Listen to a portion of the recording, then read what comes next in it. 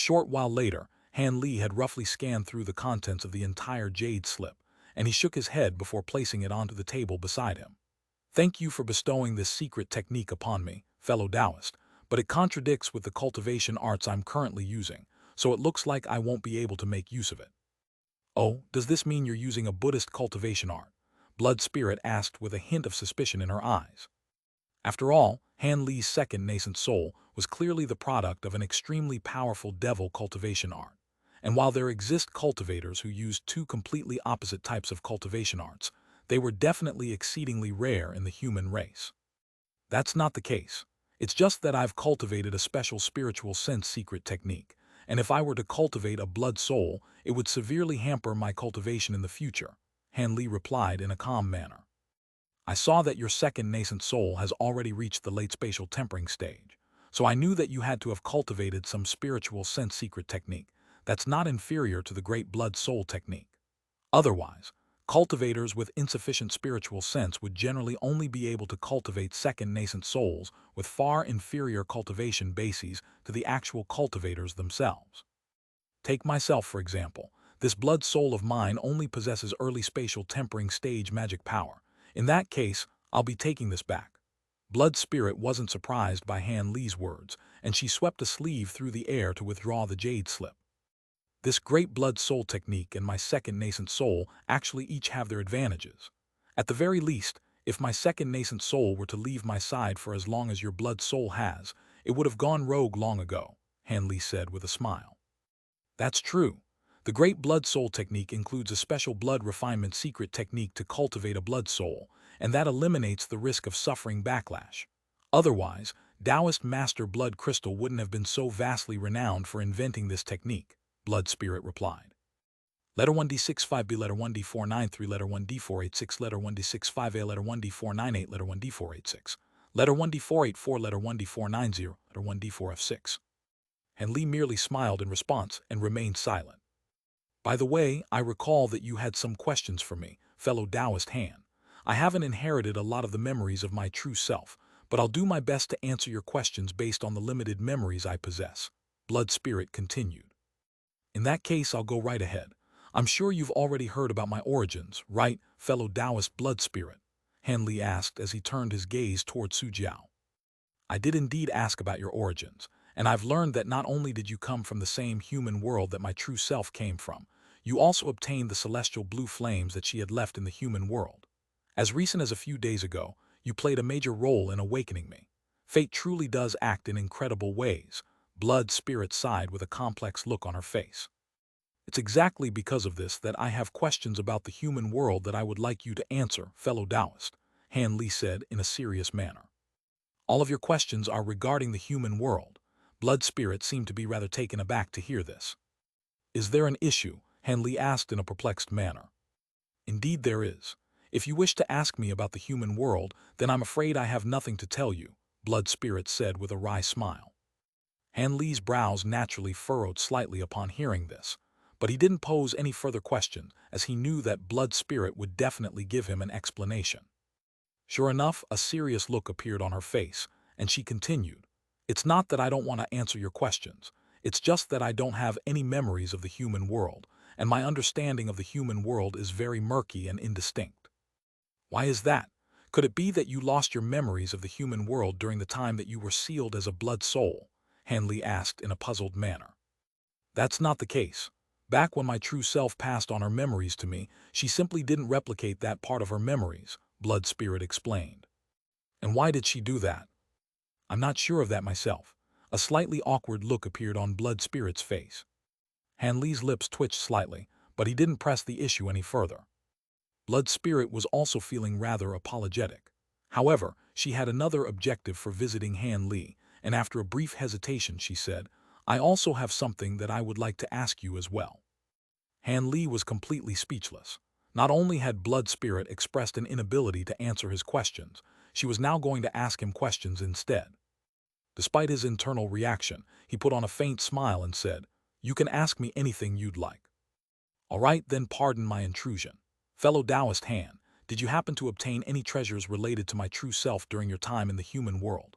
I sensed a very familiar aura from you back when I first met you a few days ago. I couldn't think of anything, but I have a feeling that you may be in possession of a treasure that's very important, both to me and my true self, Blood Spirit said in a serious manner. Han Li's expression changed slightly upon hearing this, and only after appraising Blood Spirit for a while did he slowly nod in response. Could this be the item that you're referring to? As soon as his voice trailed off, Han Li opened his mouth to expel a ball of azure light, which transformed into a miniature azure cauldron that settled over his palm. It was none other than the Heaven Void Cauldron. That's the Spirit Void Cauldron. Wait, no, it's the Heaven Void Cauldron. Blood Spirit immediately exclaimed in elation at the sight of treasure, but she then faltered as a complex look appeared on her face. Oh, you can still identify this treasure? Han Li asked as he raised an eyebrow. I don't remember much from the human world, but for some reason, I recognized this cauldron as soon as I saw it.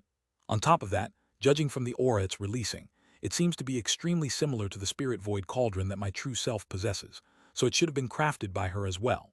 Also, I don't know why, but I can sense that this treasure should be extremely important to my true self, Blood Spirit murmured as she appraised the miniature azure cauldron.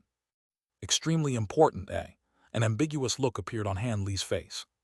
After a brief pause, Blood Spirit said in a careful manner, like I said, I don't know why I feel this way either. I can only assume that this is the result of a strong urge planted in my blood soul by my true self. I won't waste any more time here. I have to recover this Heaven Void Cauldron no matter what. If you agree to hand it over to me, you can state any conditions you may have. Han Li narrowed his eyes as he stroked his chin, yet before he had a chance to reply, Blood Spirit suddenly turned to Su Jiao and instructed in an implacable voice, Su Jiao, bring out that thing. Yes, Senior Blood Spirit. A hint of reluctance appeared on Su Jiao's face, but he still gritted his teeth and waved a sleeve over the storage bracelet on his wrist. A burst of white light swept forth, following which two jade boxes, one large and one small as well as a blue leather pouch, appeared on the table beside Han Li. Here is a 30,000-year-old devilish jade flower, and the 8-worm blade, which is a spirit treasure that can wield the power of 8 worms, as well as a pouch of top-grade spirit stones that are worth 30 million spirit stones. I'm willing to exchange all of this for your Heaven Void Cauldron, and I'll owe you a favor as well, so I'll be sure to thank you handsomely when I return to the human race, Blood Spirit proposed.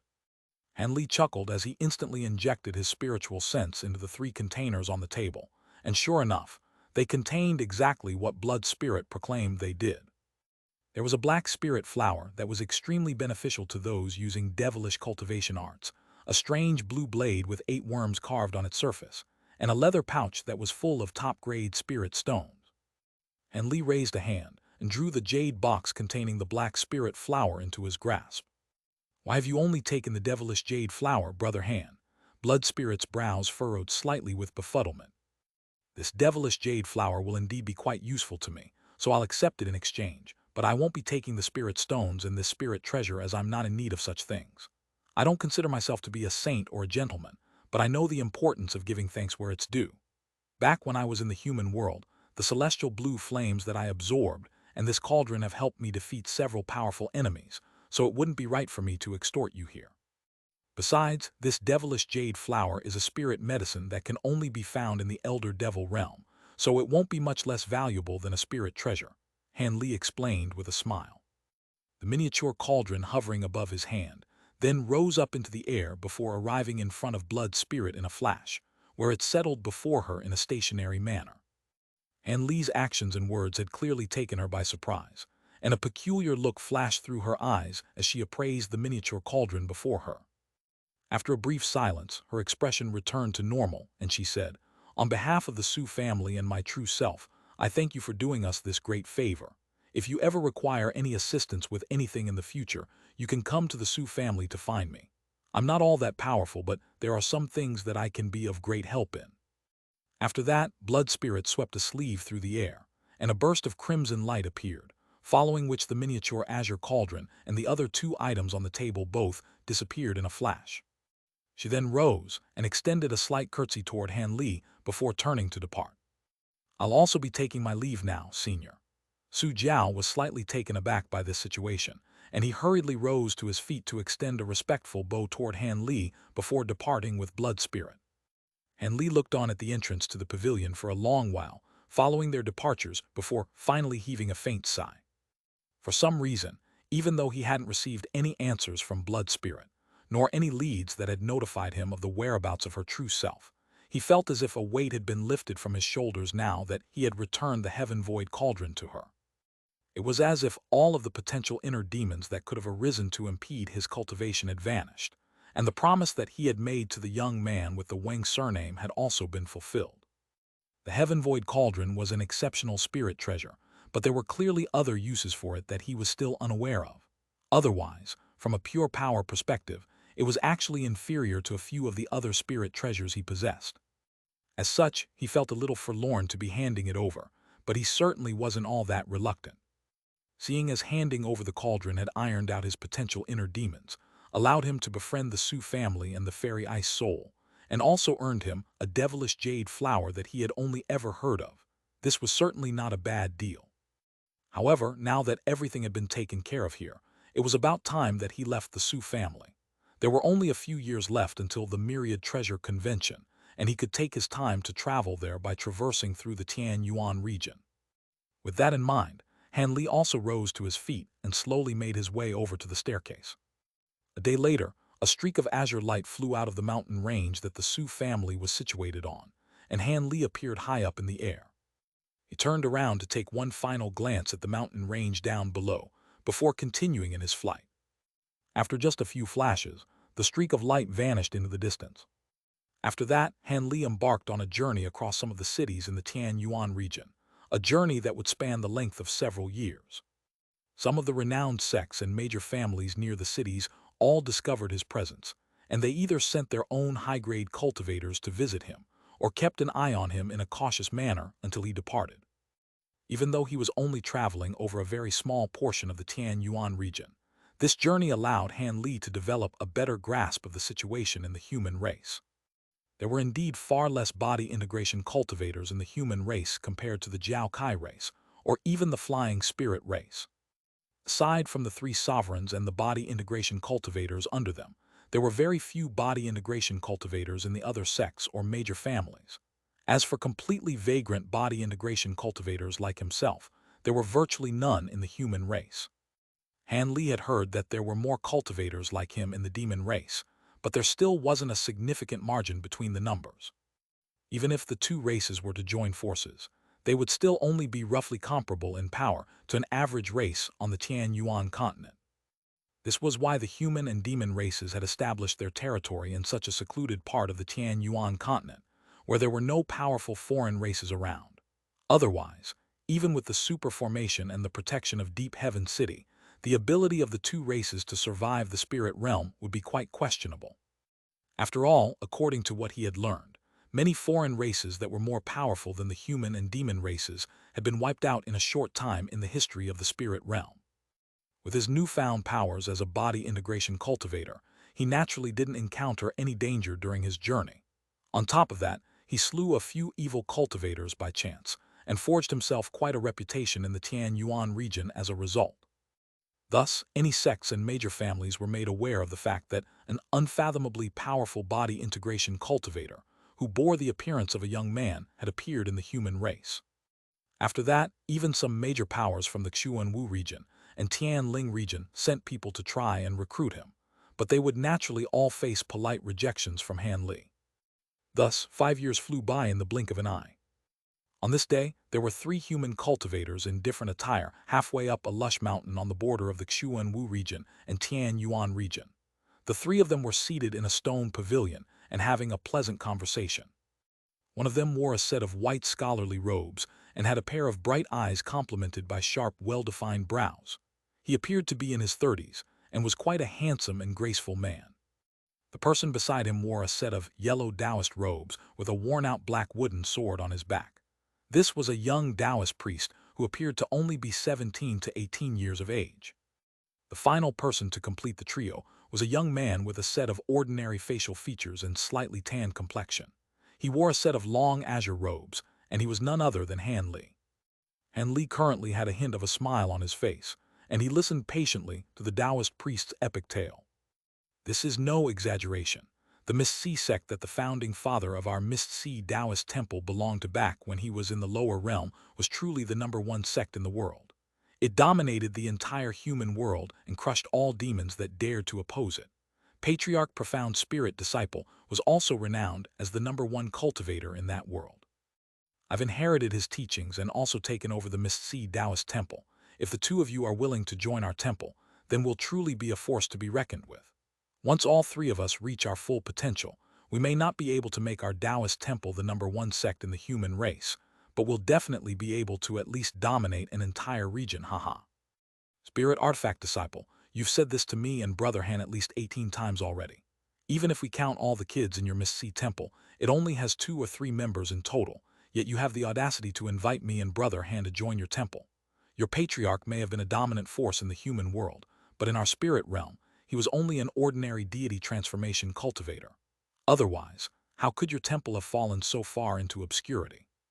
The white-robed man chuckled, and a green paper fan suddenly appeared in his hand. He opened the fan in a fluid, graceful manner and gently fanned himself with it as he shook his head with an amused smile. Tui, you don't know anything, young Master Hai. It's not that the cultivation arts of our Mist Sea Taoist temple are too weak. The problem is that the boundless Mist Sea cultivation art my patriarch left behind has extremely special requirements for those who wish to use it. Back when my patriarch ascended to the spirit realm, he was extremely unfortunate to have encountered an exceedingly rare spatial storm. He managed to escape from the spatial storm in the end, but he suffered severe injuries during the ordeal, and he perished not long after founding the Mist Sea Taoist Temple. Otherwise, our temple definitely wouldn't still be restricted to such an obscure location. The young Taoist priest argued vehemently. I think your patriarch had a lot of foresight. With the current state of your Mist Sea Taoist Temple, if you had taken over a spirit mountain or spirit vein, the temple would have most likely been destroyed already. Isn't that right, Brother Han? Young Master Hai gently closed his fan as he turned to Han Li in an amused manner. Your words do hold some truth, Brother Hai, but at the same time, fellow Taoist artifact spirit disciples' cultivation art is quite profound, so it most likely will have some special requirements for those who wish to cultivate it, Han Li replied with a smile. Haha, you see, even Brother Han is giving me his endorsement. That means that our Mist Sea Taoist temple is different from all of those other powers. How about it? If you're willing to join our temple, I can pass the boundless Mist Sea cultivation art onto the two of you right away. The young Taoist priest tempted as his eyes narrowed into thin lines. Young Master Hai immediately rolled his eyes in a disdainful manner in response. I'm cultivating the most orthodox body refinement technique, and I have exceptional aptitude in body refinement. I've already reached the 3rd layer of the Vajra arts. You may be the so-called temple master of your Taoist temple, but you've only recently progressed to the foundation establishment stage. You might not even be able to beat me in battle. What are you going to be able to teach me? If I'm going to join a sect, then I'm going to join a proper sect with a good reputation. Also, you were slightly ambiguous in your wording there, Brother Han. What do you mean by my words hold some truth? What I said is entirely true. Senior Profound Spirit Disciple must have built the Mist Sea Taoist Temple in that secluded location so that it wouldn't be ransacked by others. Young Master Hai said in a smug manner. Han Li's lips twitched slightly upon hearing this, and he could only offer a wry smile in response. These two really were a pair of chatterboxes. He had acquainted himself with these two around a month ago in a nearby city. At the time, they were being hunted by several foundation establishment cultivators from a small local sect that they had offended. This was an extremely common occurrence, and Han Li had no intention of stepping in as he flew by at the time. However, after making a cursory inspection of the two of them with his spiritual sense, he discovered that one of them possessed an exceptional spiritual root, but had cultivated a mortal body refinement technique, and had reached the 3rd layer of the Vajra arts at a very young age. As for the other person, his spiritual root was seemingly very mediocre, but the cultivation art he was using was quite special, and allowed him to take on several cultivators of the same cultivation base as him at once. Thus, the two of them were just barely able to hold their own against 5 foundation establishment stage assailants. Han Li was rather intrigued by this, and he also concealed his aura to the foundation establishment stage before suddenly stepping in. With his powers, even after restricting himself to foundation establishment stage magic power, he was still able to easily intimidate the foundation establishment cultivators into retreat. The two of them were naturally extremely grateful to Han Li for saving them, and after just a brief chat, they proposed to swear brotherhood vows together. Han Li didn't know whether he should laugh or cry at the time, and he hurriedly made up an excuse to turn down the proposal. However, the two of them continued to raise questions, and after learning that he was traveling to the Xuanwu region to attend the Myriad Treasure Convention, they were immediately elated and insisted on accompanying him. It turned out that they were planning to attend the convention as well, and Han Li was quite speechless to hear this. The Myriad Treasure Convention was an extremely grand event that even the 3 sovereigns and 7 monarchs could attend, yet these two were planning to attend as well. Ignorance truly was bliss. Even though there were some cultivators at the foundation establishment stage or below who attended the Myriad Treasure Convention, most of them were servants or disciples. The small number of foundation establishment cultivators who attended the convention alone were generally ones who resided near the convention venue and only attended to broaden their horizons. However, this young Master Hai and this Taoist priest had several jars of spirit tea and a few unidentifiable pieces of ore, respectively, and they were planning to attend the convention with these wares. Han Li was truly speechless. However, it had to be said that the spirit tea was of quite a good quality and could just barely be referred to as high-grade tea. As for those pieces of ore, they clearly weren't anything of value, but even Han Li was unable to identify them. Han Li was truly intrigued by this comedy duo, and there was still some time before the commencement of the Myriad Treasure Convention anyway, so he wasn't in a hurry. As such, he agreed to travel with the two of them.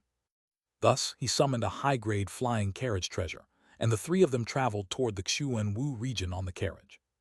What rendered Han Li even more speechless was that, before he had a chance to inquire about the origins of these two, they revealed everything that he wanted to know, and more, through their constant bickering. It turned out that this young Master Hai hailed from a very renowned body refinement family in Immortal City. Even though he possessed an exceptional spiritual root, he was deemed by a mediocre doctor at birth to possess no spiritual root at all. Thus, he had always been nurtured as a body refinement cultivator. However, after displaying his astonishing aptitude in body refinement, he somehow discovered by chance that he possessed a spiritual root, and the revelation had been like a lightning strike to the head for him. Thus, this young Master Hai immediately deemed himself to be different from everyone else and turned his back on the way of body refinement to become a true cultivator.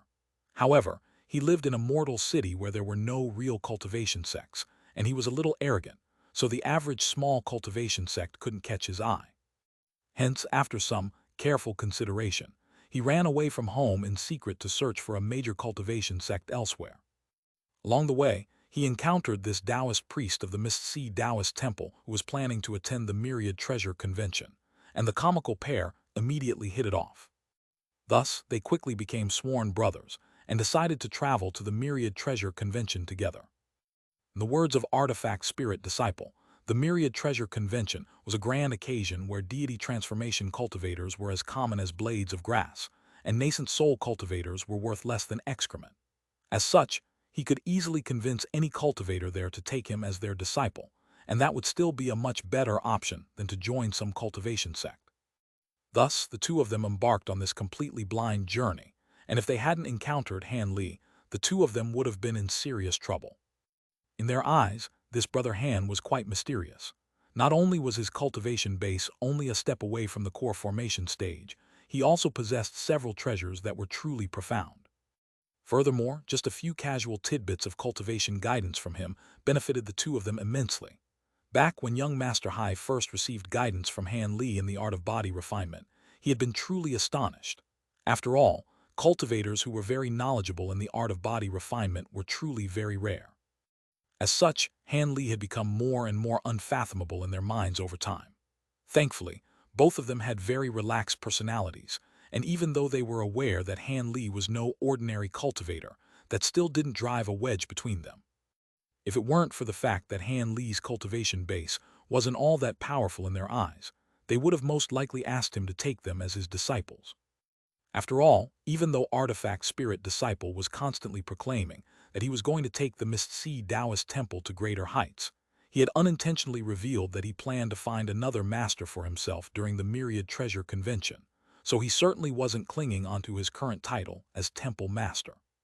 However, he seemed determined to take full advantage of his remaining time as Temple Master before he accepted a new master, as evidenced by the repeated invitations he extended toward Han Li and young Master Hai to his temple.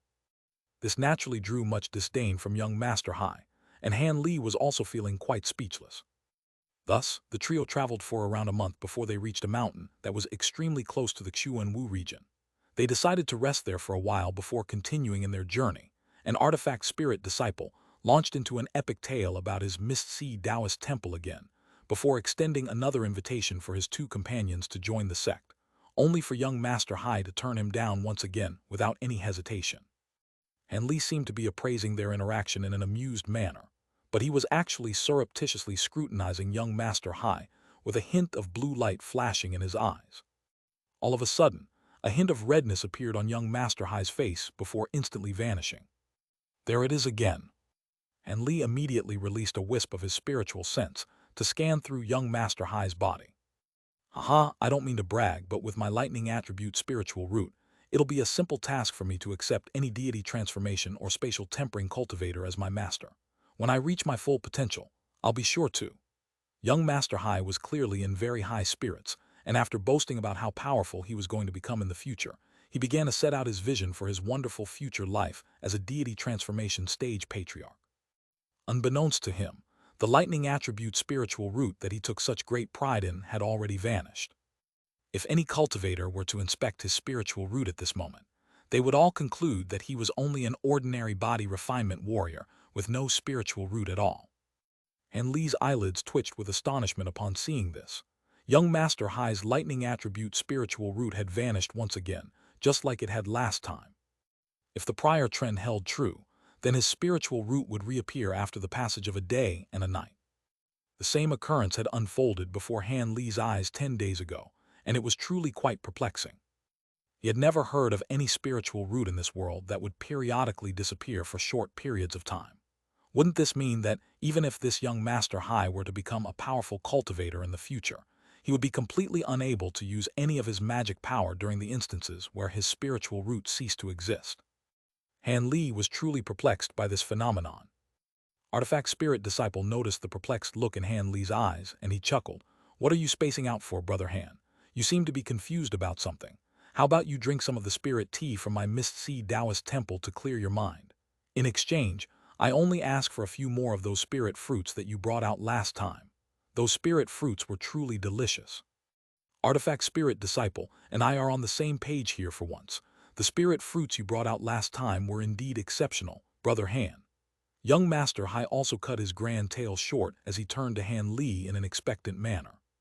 Han Li's lips twitched at the sight of his two expectant companions, and he cleared his throat as he said, "I know you two are very eager to have some more of those spirit fruits, and they are indeed quite delicious, but they also contain a lot of pure spiritual power that would damage your meridians if you consume too many of them in too short a span of time. How about this? I'll bring out 6 more and we'll have 2 each." After that, he swept a sleeve through the air, and a pristine white jade plate appeared on the stone table, upon which sat 6 egg-sized green fruits that were very smooth and alluring. Artifact Spirit Disciple was ecstatic at the sight of the spirit fruits on the plate. "Haha, 2 is certainly far better than none. I don't know if this is a coincidence or not, but after having 3 of these fruits last time, my stagnant cultivation base has been on the rise during the past few days. Would you be able to tell me where I can purchase these fruits from, Brother Han? If they really can enhance my cultivation to such a great extent, then I won't have to take any pills or meditate. I can just eat a couple of these fruits every few days, and my cultivation base will continue to improve." However, before he had a chance to finish speaking, a black shadow flashed, and 2 of the fruits on the plate went missing. Artifact Spirit Disciple faltered slightly before looking up to discover that young Master Hai had grabbed a fruit in each hand and was chomping on them with relish. "Such a delicacy is wasted on someone like you." Artifact Spirit Disciple shook his head in a forlorn manner. Young Master Hai merely rolled his eyes in response and ignored the wistful look on Artifact Spirit Disciple's face as he praised the fruits in a heartfelt manner. Han Li was feeling both speechless and rather amused. He wondered if the 2 of them would still be able to eat these fruits with such glee if they were to learn that they cost over 1,000 spirit stones each. Aside from the strange occurrences taking place in young Master Hai's body, this Artifact Spirit Disciple was also rather out of the ordinary. and Li turned his gaze toward him through slightly narrowed eyes. This Taoist priest did indeed possess a triple attribute spiritual root, but through his careful assessment these past few days, Han Li discovered that there was a mysterious pea-sized bead in his dantian that was enveloped in a layer of spiritual light. Han Li had only been able to discover this bead as he possessed immense spiritual sense, even for a cultivator of his caliber. Otherwise, even a cultivator with a cultivation base that was 7 or 8 stages above that of artifact spirit disciple wouldn't be able to detect it. Han Li was rather intrigued, and he slowly inched his spiritual sense toward the bead to try and determine exactly what it was, only to be thwarted by a powerful seal. However, as a result, he was able to ascertain the nature of the item. This is an inherited treasure. In order to prevent their inheritances from being lost, some cultivators chose to seal all of their knowledge into certain inherited treasures using special secret techniques, then implanted these treasures into the bodies of their successors. These treasures all had prerequisites that had to be satisfied before they could be accessed, and prior to those conditions being fulfilled, they would remain hidden within the heir's body. Generally speaking, those who reached a certain cultivation base would automatically be able to obtain all of the secret techniques and cultivation arts contained within an inherited treasure. Of course, if the heir were unable to satisfy these conditions prior to their passing, they could use a special secret technique to extract the treasure before passing it on to someone else. If someone were to forcibly extract an inherited treasure out of an heir's body, the treasure would generally detonate and destroy itself, taking the life of the heir along with it. This type of inherited treasure refinement method was very rare and also extremely difficult, so it was a very uncommon type of inheritance secret technique. As such, Han Li was rather surprised to see something like this within Artifact Spirit Disciple's body. It seemed that this so-called patriarch of the Mist-Sea Taoist temple really was more than just some ordinary ascended cultivator. However, with all of the powerful abilities that Han Li possessed, he naturally wasn't going to be interested in anyone else's cultivation arts. Thus, after a brief moment of surprise, he focused his attention back on young Master Hai. What kind of spiritual root could periodically disappear like this? Han Li was truly intrigued. After finishing the fruits, Artifact Spirit Disciple brewed a few cups of fragrant spirit tea for everyone, and once the tea had also been finished, they didn't delay here any longer. Han Li released his flying carriage again, and the three of them flew toward the Xuan Wu region as a ball of white light. The Xuan Wu region was quite different from the Tian Yuan region in that the former had fewer cultivators, but it had far more body refinement warriors among mortals than the other two regions. The people here were also quite tough and valiant, and even the elderly, children and women dared to wield weapons to fight beasts in the wild. However, there were almost no large mortal cities in the Xuan Wu region, and the mortals mostly gathered in small towns or settlements. Due to the fact that this was the closest of the three regions to the demon territories, the scale of the beast tides and the probability of low-grade demon beasts appearing here were far larger than in the other two regions.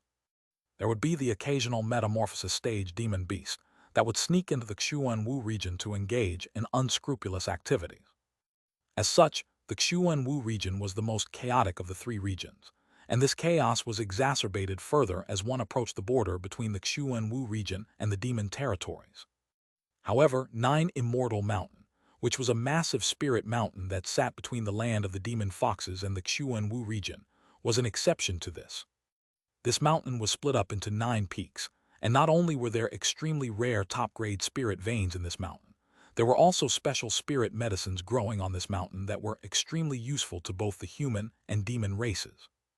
On top of that, Nine Immortal Mountain had a very steep terrain, and was situated in a very special location, so it was guarded by elite warriors from both the human and demon races. As such, even the most bold and brazen members of the two races wouldn't dare to engage in any unscrupulous activities here. During the past few years, the security on Nine Immortal Mountain had been tightened even further. Both the human and demon races had sent out large numbers of troops to evict some of the smaller powers with bad reputations in the nearby area, and in the short span of just 5 to 6 years, it had become a paradise of sorts in the Xuan Wu region. The Myriad Treasure Convention that was held by the human and demon races once every 1,000 years was about to commence on this mountain. There were still several months left before the commencement of the convention, but countless cultivators had already arrived at 9 Immortal Mountain from the 3 regions and 7 territories. They were still unable to enter the mountain, but a dozen or so impromptu markets of different sizes had already been set up nearby. Countless mid-grade and high-grade cultivators visited these markets, and some rare materials and spirit medicines made regular appearances there, making them very popular to all of the cultivators who had gathered in the area. Compared to the number of human cultivators in these markets, demonic cultivators were a lot rarer, but almost all of the demons who dared to appear here were high-grade demon beasts who could at least transform most of their bodies into human forms. As such, there was a relatively even power balance between the human and demon cultivators here, so neither side was able to exert dominance over the other. Of course, this was only the overall situation. These temporary markets weren't actually part of the Myriad Treasure Convention, after all, so there was no strict or official enforcement of order. Some guards were sent out of 9 Immortal Mountain to patrol these markets, but they could only maintain order on a surface level. As such, there were naturally instances of unscrupulous dealings taking place in obscure locations. On this day, there was such a transaction taking place on a bleak and desolate mountain that was quite far away from 9 Immortal Mountain. A thin middle-aged cultivator and a little girl who appeared to only be 11 to 12 years of age had been surrounded by 3 men in black, all of whom were giving off powerful killing intent. The middle-aged was only at the mid-foundation establishment stage, while the little was only at the chi condensation stage. However, the 3 men in black who had surrounded them were all at the late foundation establishment stage, and they clearly harbored sinister intentions. The one who appeared to be the eldest among the 3 men in black wore a sinister expression as he said, "By Huaji, hand over the 1,000-year blood ginseng. If you hand it over without offering any resistance, not only will the 3 of us allow you and your daughter to leave, we'll even give you some spirit stones. Otherwise, don't blame me for taking it by force." The middle-aged man's face was rather pale, but he managed to remain relatively calm. He flipped a hand over to produce a jade box, then placed his other hand over the box with an enraged look on his face as he said, "Shikun, I can only lament my ill fortune for placing my trust in someone like you, but if you want the blood ginseng, you have to let my daughter leave this place first. Otherwise, I'd rather destroy it than hand it over to you." For those of you wondering, even the Chinese characters used here are exactly the same as Shikun of the Stone Cocoon tribe. I can only assume the author's bag of names has been depleted LOL.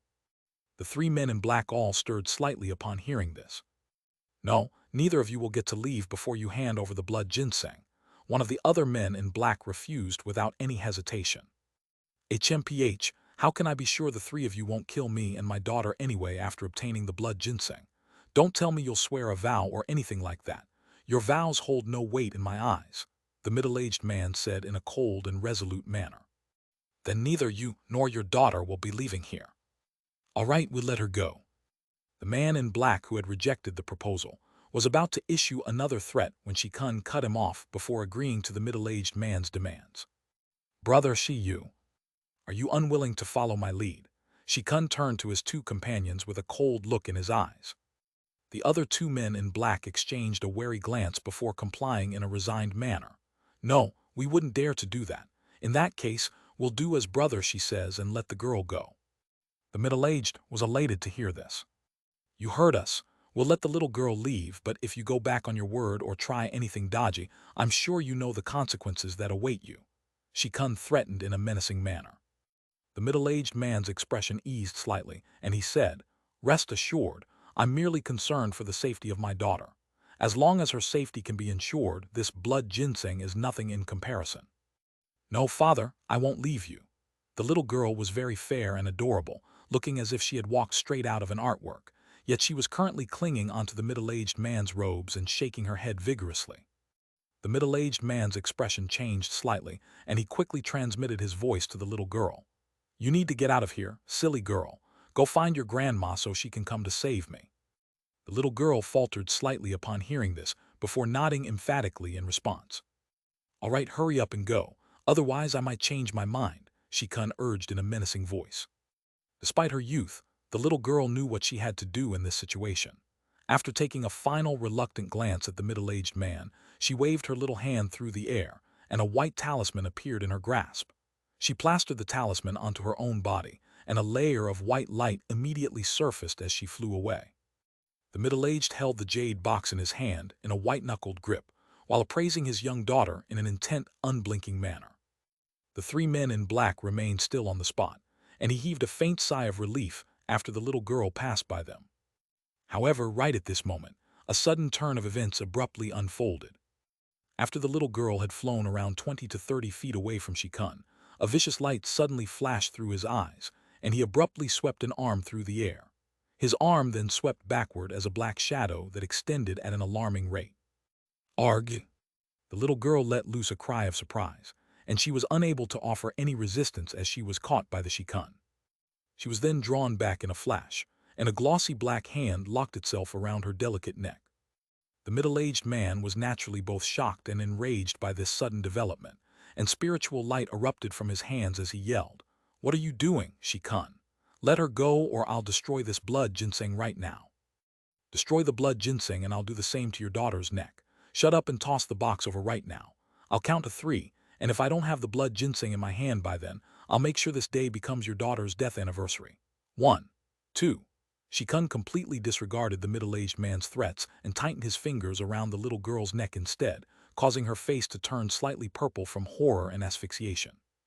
At the same time, he began to count to 3 in a cold manner, not giving the middle-aged man any time to think. The other two men in black were elated to see this.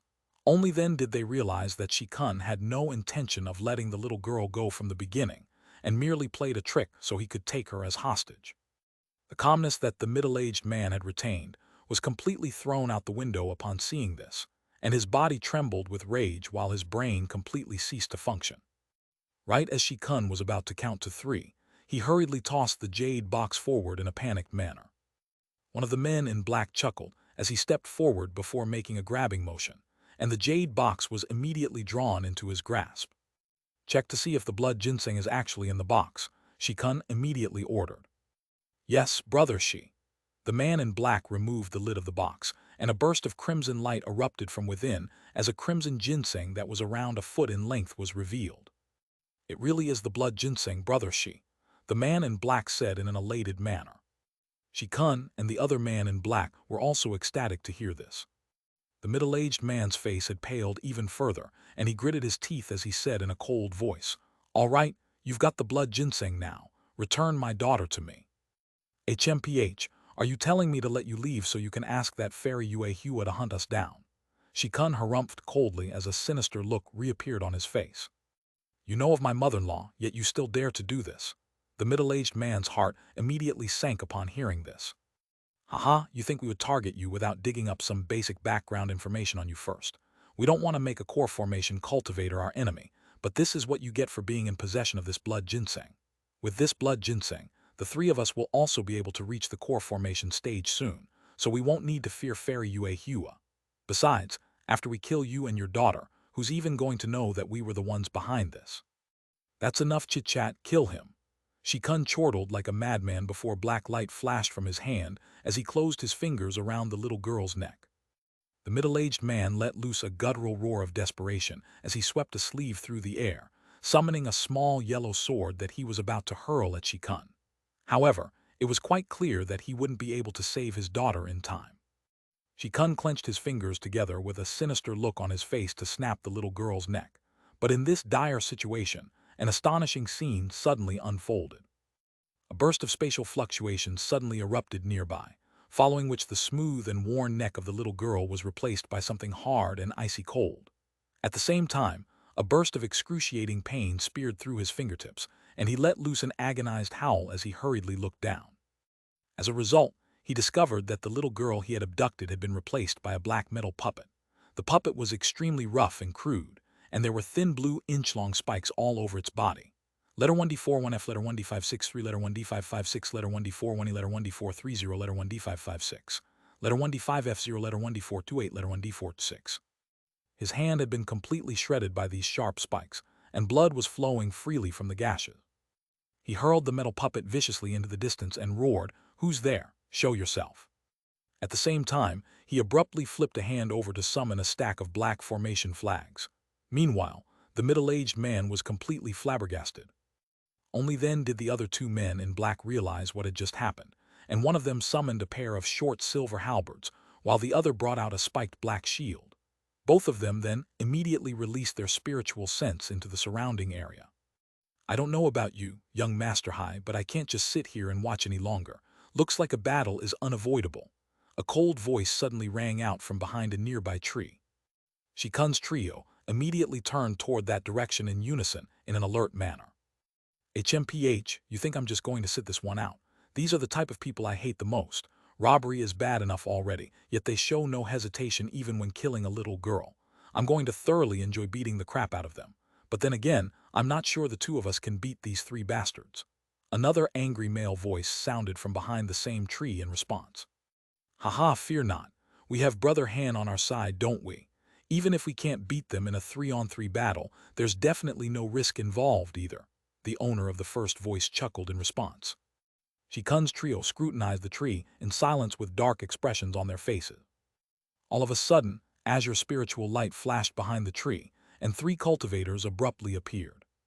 They consisted of a handsome man in a set of scholarly robes who appeared to be in his 30s, a Taoist priest with a black wooden sword on his back who appeared to be in his late teens, and an azure-robed young man who appeared to be in his 20s with a set of completely mundane facial features. The azure-robed young man held a silver talisman in one hand and a petite figure in the other. It was none other than the little girl by Gyur. They were naturally none other than Han Li's trio. Coincidentally, they had only just arrived at this place as part of their journey. They had been traveling this entire time and were already close to 9 Immortal Mountain, so they planned to rest here for a night before paying the impromptu markets a visit the next day. However, before the three of them had even begun resting, Shikun and the others also arrived in this secluded place, following which this robbery ensued. This was an extremely common occurrence in the spirit realm, but Shikun had gone too far by threatening the middle-aged man with a little girl as his hostage. Young Master Hai and Qi Lingzi couldn't bear to stand by and watch things unfold any longer, which was why they decided to step in to save the little girl. Of course, they were also accompanied by the unfathomable Han Li, so regardless of how the situation played out, they wouldn't be in any substantial danger. After the two of them voluntarily revealed themselves in a fit of justified rage, Han Li could only also emerge alongside them with a wry smile on his face. Shikun's heart eased slightly upon determining that among the first two people who had emerged, one was a Foundation establishment cultivator, while the other was only a mortal. Who are you and why are you sticking your noses in our business? Qi Lingzi, that great replacement talisman of yours sure is quite interesting for it to allow that puppet to take the place of that little girl. Why didn't you use it last time when we were being hunted down? Were you preparing to take this trump card with you into the grave? Young Master Hai accused as he rolled his eyes at Qi Lingzi. Tui, of course I wasn't prepared to die before I used this talisman. The great replacement talisman isn't that easy to use. I exhausted almost all of my wealth, and I was only able to refine one of these talismans. When I tried to use it, I discovered I had insufficient magic power and was unable to do so. If I hadn't given the talisman to Brother Han for him to use, we wouldn't even have been able to save the little girl, Qi Lingzi countered in an indignant manner. I see. Young Master Hai was rather taken aback to hear this. The two of them completely ignored Shikun, and his expression darkened even further. Vicious looks had also appeared in the eyes of the other two men in black. As for Han Li, he gently placed the little girl onto the ground beside him, as a hint of a smile appeared on his face. Bai Gyur was still reeling from her near-death ordeal, and she was staring blankly at Han Li's trio, at a complete loss for what to do. Kill these three bastards, Shikun commanded with killing intent in his eyes. In his experience, even though there were three more opponents, the only one that they actually had to keep an eye on was the azure-robed young man, who was at the late Foundation establishment stage and was still yet to speak. The three of them were all late Foundation establishment cultivators, so on paper, they should be able to completely dominate their opponents. Furthermore, the fact that his two companions were so wary of him was a clear indication that he possessed an extremely powerful trump or two that would pose a threat even to core formation cultivators. Thus, he was naturally very confident in his group's ability to kill this trio. The only issue was that it wouldn't be very realistic to expect them to be able to kill all three of these nosy intruders at once. After all, if they were determined to get away, then it would be quite difficult to hunt them down. This was why he hadn't attacked from the very beginning and had attempted to use his words to placate Han Li's trio. However, this wasn't the first time that Shikun had done something like this, and they could tell that there would be no way for him to convince this trio through his words. As such, he immediately changed his plan and decided to kill them on the spot. Even if one or two of them were to escape, they could just flee from 9 Immortal Mountain right away and go into hiding. It wasn't like any high-grade cultivator would hunt down a group of Foundation establishment cultivators over something like this.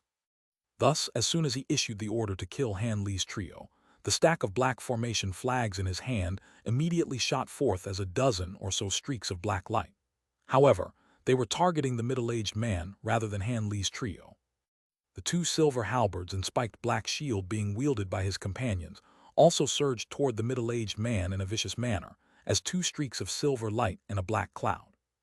The 3 of them often combined forces to fight enemies, so there was no need for communication before they arrived at a consensus. Their intentions were very clear. They wanted to kill the middle-aged man first before facing Han Li's trio. The middle-aged man's face paled slightly upon seeing this, and he immediately flicked his wrist to send the small yellow sword flying through the air, conjuring up a vast expanse of sword projections that revolved around his body to form a barrier. Immediately thereafter, he swept his other sleeve through the air, and a plume of yellow dust erupted forth before transforming into specks of starlight that inundated his body. A string of rumbling booms rang out, and the 3 sets of treasures were able to destroy the sword barrier with ease. However, they were repelled by the grains of yellow sand, and that came as quite a surprise to Shikun's trio. However, before they had a chance to attack the barrier of starlight again, young Master Hai let loose a loud cry before abruptly stomping a foot onto the ground. The ground below tremored slightly, and his body shot forth like an arrow, appearing in the air above the halberd-wielding cultivator in a flash. A pair of shimmering golden gloves then suddenly appeared on his hands, and he swung his arms through the air, sending countless golden fist projections raining downward like a torrential storm. Before the fist projections had even struck their target, they were already releasing an astonishing aura. The man in black down below was quite alarmed by this, and he hurriedly made a hand seal to withdraw the 2 silver streaks of light in the distance, which returned to his side before forming a silver light barrier to protect him. In the next instant, a string of loud booms rang out in succession, and golden and silver light intertwined to inundate both of them. Young Master Hai chortled in a boisterous manner as brilliant golden light erupted from his fist projections, which crashed down like golden suns, steadily forcing back the silver light. He's a body refinement warrior wielding a spirit tool. The other man in black's expression changed drastically upon seeing this, and he immediately pointed to his spiked black shield, looking as if he were going to attack young Master Hai as well. However, right at his moment, Qi Lingzi shook his head with a faint sigh. How can you fight him 2-on-1?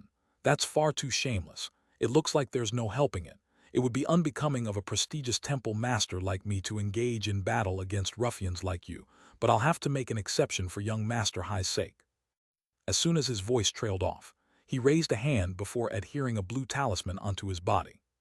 A flash of blue light appeared, then vanished in a flash, and Qi Lingzi instantly disappeared. However, the same blue light then immediately reappeared in the air above the shield-wielding man in black. He was quite experienced in battle, and as soon as he sensed that something was amiss about the light, he immediately diverted his shield away from his companion to crash toward it. Bam! The blue light was pulverized like a ball of water and vanished as countless specks of light, but Qi Lingzi was nowhere to be seen. The man in black's heart jolted upon seeing this, and he realized that he had been swindled, but it was already too late, and a cloud of faint blue mist suddenly appeared behind him. Immediately thereafter, several tens of foot-long blue eye spikes shot forth through the air. The man in black possessed a superior cultivation base to Qi Lingzi, but there was no way that he could react to an attack that had been unleashed at such close proximity. Thus, the blue eye spikes struck his back in a flash. However, a burst of black light then suddenly appeared, and a black tiger head projection abruptly surfaced within this black light. Most of the ice spikes were blocked by this projection, and only a few of them truly struck the man on the back, causing him to stumble forward as several streams of blood flowed down his body. "I'll kill you, you bastard!" The man in black immediately flew into a thunderous rage and abruptly made a hand seal. His sleeves bulged, and several black ghostly heads flew out from within. All of these ghostly heads were blasting yellow toxic flames out of their mouths as they pounced viciously toward Xianxia. Xianxia was given quite a fright by this sudden attack, and he hurriedly grabbed the black wooden sword on his back.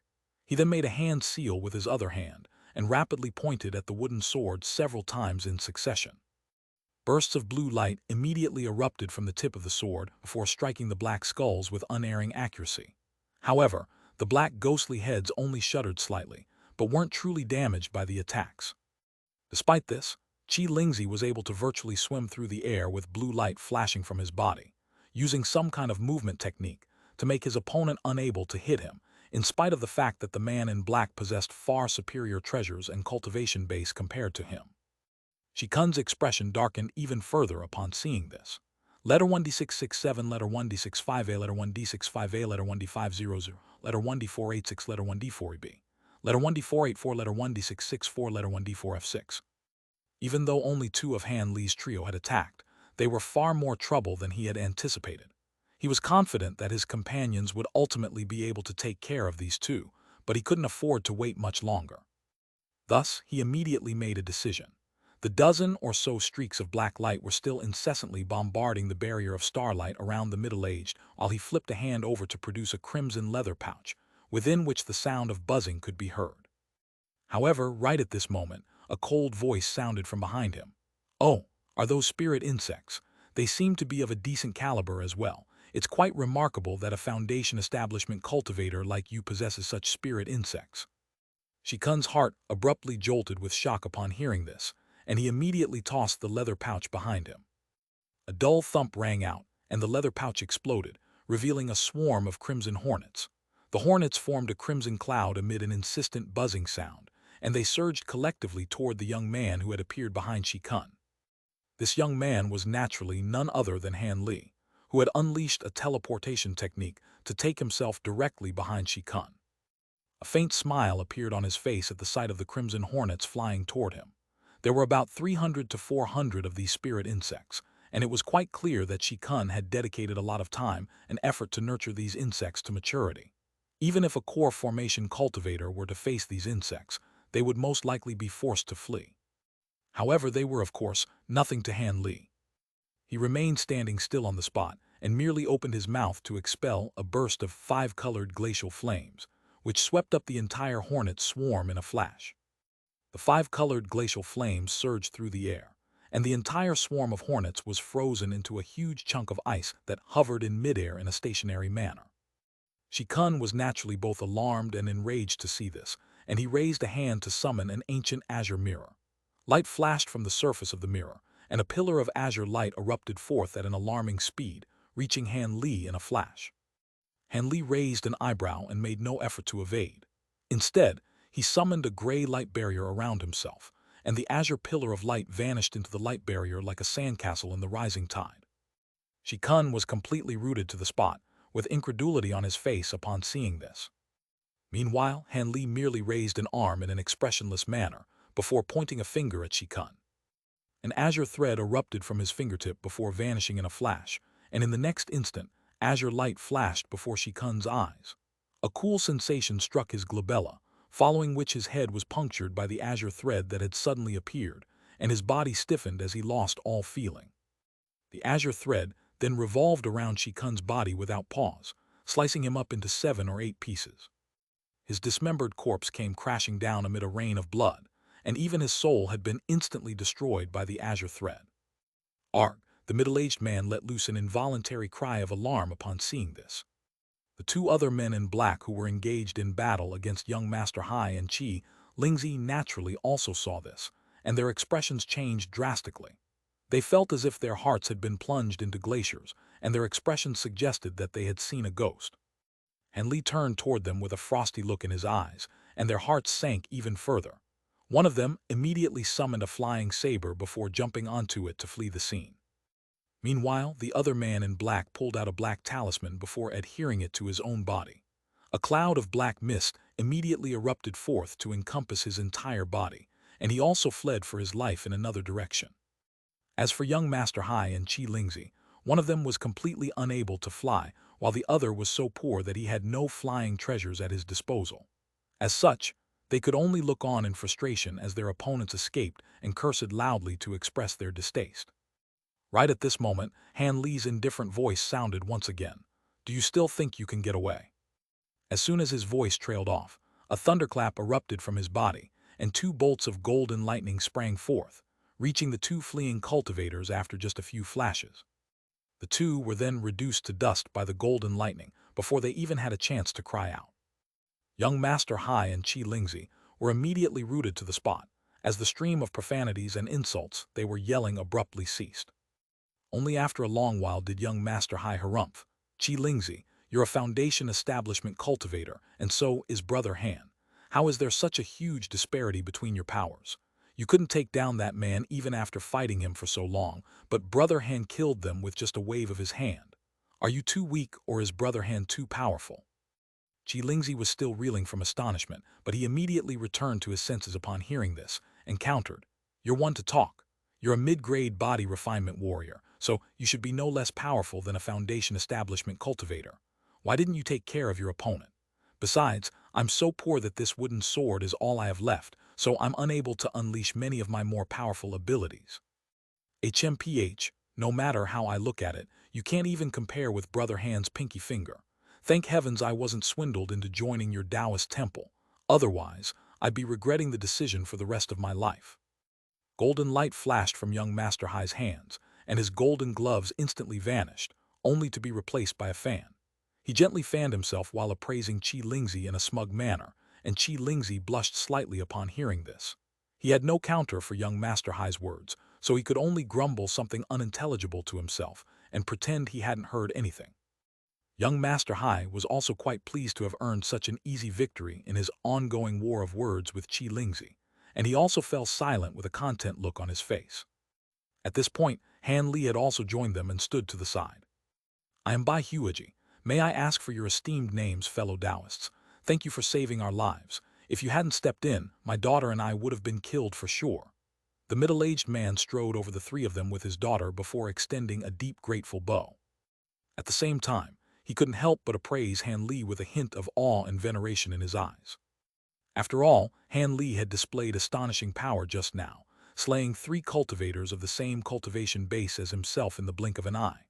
On top of that, he didn't even seem to have unleashed anywhere near his full power, so he was most likely just as powerful as a core formation cultivator. This was clearly the first time that young Master Hai and Qi Lingzi had been treated with such respect by a cultivator of the same caliber as them, and one of them immediately brushed off the matter in a modest manner, while the other accepted the middle-aged man's gratitude in a smug manner, before revealing his own name as well as Han Li's to the man. Han Li glanced at the 2 of them before turning his attention to the little girl, Bai Guor. The little girl was standing behind his father in a sky manner, appraising Han Li's trio with a curious look in her eyes. Her eyes just so happened to meet Han Li's gaze, and she immediately ducked behind her father like a frightened hare. "Your daughter seems to be suffering from some kind of condition," Han Li remarked as a surprised look appeared on his face. "You can tell that my daughter has frost poison within her body." The middle-aged man was also quite surprised to hear this. Blue light flashed through Han Li's eyes, following which he said something that came as a huge shock to the middle-aged man. "I can. The frost energy has already reached deep into her dantian and meridians, and she'll die in 3 years at most if it's not expelled from her body. However, this isn't just any ordinary frost poison, so it's going to be very troublesome to cure." "What? You're saying that this kind of frost poison can be cured?" Bai Huaji asked in a trembling voice. He was barely able to believe his own ears.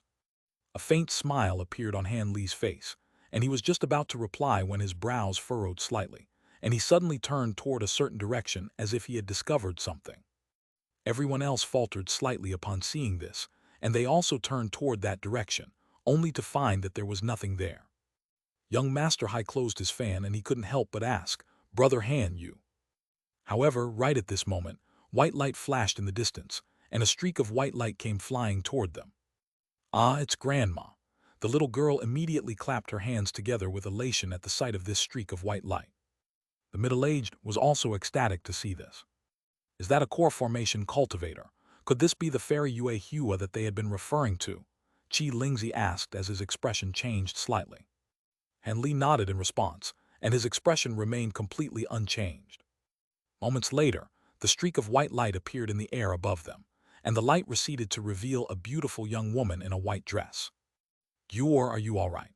The young woman had an urgent and concerned look on her face, but that was immediately replaced by relief as she assessed the situation down below. Bai Huaji hurriedly stepped forward to extend a salute, but a slightly perplexed look had also appeared on his face. "Gyur is fine, mother. How did you know to come here? Did you hear about what happened?" "I'm glad you're both safe. I heard from a good friend at the market that you followed 3 men who resembled the 3 scourges of the southern mountain out of the market. The 3 scourges have extremely bad reputations, so I was quite concerned for your safety and hurried out of the market to track you down. Are these the 3 scourges?" The woman turned her attention to Han Li's trio, and a cold light flashed through her eyes as she directed a burst of astonishing spiritual pressure directly toward them. Young Master Hai and Qi Lingzi were quite alarmed by this, and they involuntarily stumbled back a few steps in the face of this immense spiritual pressure, which had almost brought them to their knees. Han Li's expression darkened, and he suddenly waved a hand through the air to release a burst of invisible power, dispelling the immense spiritual pressure amid a dull thump. The woman's heart jolted slightly, and upon closer inspection of Han Li's trio, a hint of surprise appeared on her face. You aren't the 3 scourges." "Mother, these 3 fellow Taoists aren't the scourges. The 3 scourges have already been killed, and it's all thanks to them that Gyur and I are still alive. Also, this is fellow Taoist Han, and he seems to have a way to expel the frost poison within Gyur's body," the middle-aged man hurriedly yelled. "What? He can cure Gyur? Is that true?" The cold expression on the woman's face was immediately replaced by elation upon hearing this. "Well, I didn't get the chance to ask Brother Han about the specific details before you arrived," the middle-aged man said with a wry smile. "This is fellow Taoist Han." The woman carefully appraised Han Li for a moment, upon which a hint of bewilderment flashed through her eyes. She had naturally seen Han Li dispelling the spiritual pressure that she had just released, and her heart stirred slightly upon hearing that he was also the one who proclaimed that he could cure Bai Gyur. She could clearly sense that he was only a foundation establishment cultivator, but there was some kind of indescribable power radiating from his body, striking her with the feeling that he would destroy her in an instant if she were to attack him. The woman was quite bewildered by this, and she swept her spiritual sense toward Han Li for a closer inspection, only for this indescribable power to abruptly vanish as if it had never even appeared in the first place. The woman's bewilderment was exacerbated even further by this, but for the sake of her granddaughter she put on a smile and said, "My name is Yue Hua. Thank you for stepping in to save my son-in-law and granddaughter. If you don't mind, please come to our temporary cave abode. I must thank you for what you've done." Young Master Hai and Qi Lingzi both had lackadaisical and casual personalities, but they still couldn't help but feel anxious in the face of a core formation cultivator, and they reflexively turned to Han Li. Han Li's gaze swept over by Gyur, and he nodded as he replied, "In that case, please pardon our intrusion, fellow Taoist Yue." The woman faltered slightly upon hearing Han Li refer to her on equal terms, but instead of being enraged by this, a hint of elation flashed through her eyes. She had clearly guessed something. "It's far from an intrusion, fellow Taoist. It would be my honor for you to grace my humble abode with your presence." The middle-aged man's mouth gaped open slightly upon hearing this, and he turned to Han Li with a surprised look in his eyes. He was well aware of how proud his mother-in-law was, and it was incredible to him that she was being so polite to a foundation establishment cultivator. This was the first time that young Master Hai and Qi Lingzi had met a core formation cultivator, so they didn't think anything of this, and they were merely very happy to hear that this fairy Yue Hua was inviting them to her cave abode. Thus, Han Li raised a hand to release his flying carriage, yet just as they were about to depart, a faint melody suddenly rang out from a certain direction up above. The music was extremely pleasing to the ears, striking the listener with a sense of entrancement. Everyone faltered slightly upon hearing this sound before turning toward that direction in unison. There they discovered 5 colored lights swirling in the distance, and 2 rows of black-armored warriors straddling strange steeds with cow heads and tiger bodies emerged. These armored warriors were all completely expressionless and wielded different types of weapons as their steeds slowly flew onward. Fairy Yue Hua directed her spiritual sense toward these armored warriors, upon which she immediately drew a sharp breath. All of these warriors were at the nascent soul stage, and there were over 100 of them. After these warriors emerged from the five-colored light, a process of black carriages appeared after them, all of which were extremely intricately crafted, and were being drawn by ferocious-looking flying beasts.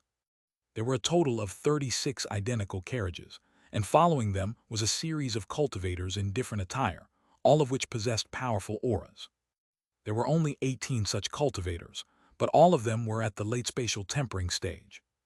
A rumbling boom erupted from within the five-colored light, and following these cultivators, a two-story pavilion emerged. To put it more accurately, this was a giant beast-drawn carriage that resembled a pavilion. The carriage was several hundred feet tall, and was extremely grandiose to behold. It was being drawn by 8 snowy white peacocks that were over 100 feet in size each, and there was a group of women in colorful palatial dresses on the first floor of the carriage. Each and every one of them was extremely gorgeous, and they were all holding different musical instruments. The heavenly music was originating from none other than the instruments in the hands of these women. However, Han Li's gaze wasn't focused on these women. Instead, he was looking at the second floor of the carriage, where 3 people were sitting around a green jade table. There were some spirit fruits and wines on the table, and the 3 of them were conversing with one another while exchanging toasts. Han Li's eyes then fell upon a massive shimmering silver flag above the giant carriage. This flag had complex and lavish designs on its surface, and bursts of restriction fluctuations were radiating incessantly from it. At the very center of the flag was a huge, holy character inscribed in ancient text. "That's the flag of the Heavenly Yuan Holy Sovereign. This is a Holy Sovereign's procession," Fairy Yue Hua exclaimed as she stared at the huge flag with astonishment in her eyes. Han Li's expression changed slightly upon hearing this, and he focused his gaze once again on the 3 people on the second floor to find that they all had rather peculiar appearances. The one at the center wore a set of white scholar robes. His features were quite graceful and refined, and he wore a faint smile on his face, but his ears were remarkably long. There was a gray-robed elderly man sitting beside him who had a face that resembled a piece of withered and shriveled-up wood, but his eyes were glowing with a faint green light. The final person to complete the trio was a portly monk in a purple cassia. He appeared to be in his 40s or 50s, and he had quite a benevolent appearance. All 3 of them were body integration cultivators. The elderly man was only an early body integration cultivator, while the monk was a mid-body integration cultivator. As for the white-robed man at the center, he was enshrouded in a layer of white light that was very difficult to see through even for Han Li's spirit eyes, and he was a late-body integration cultivator. It appeared that this white-robed man was indeed the Heavenly Yuan Holy Sovereign. Everyone aside from Han Li was looking on in a completely flabbergasted manner. This was the procession of the Heavenly Yuan Holy Sovereign, and all of them were feeling quite nervous in its presence, but also very excited. There were only several tens of body integration cultivators in the entire human race, and the 3 sovereigns were the most powerful ones even among those body integration stage beings. There definitely weren't many cultivators in the human race who could truthfully say that they had seen one of the 3 sovereigns in person. As such, they were extremely fortunate to be witnessing this procession. Just as Han Li was carefully appraising the white-robed scholar on the beast-drawn carriage, the Heavenly Yuan Holy Sovereign suddenly stirred slightly before rising to his feet and making his way over to the edge of the second floor.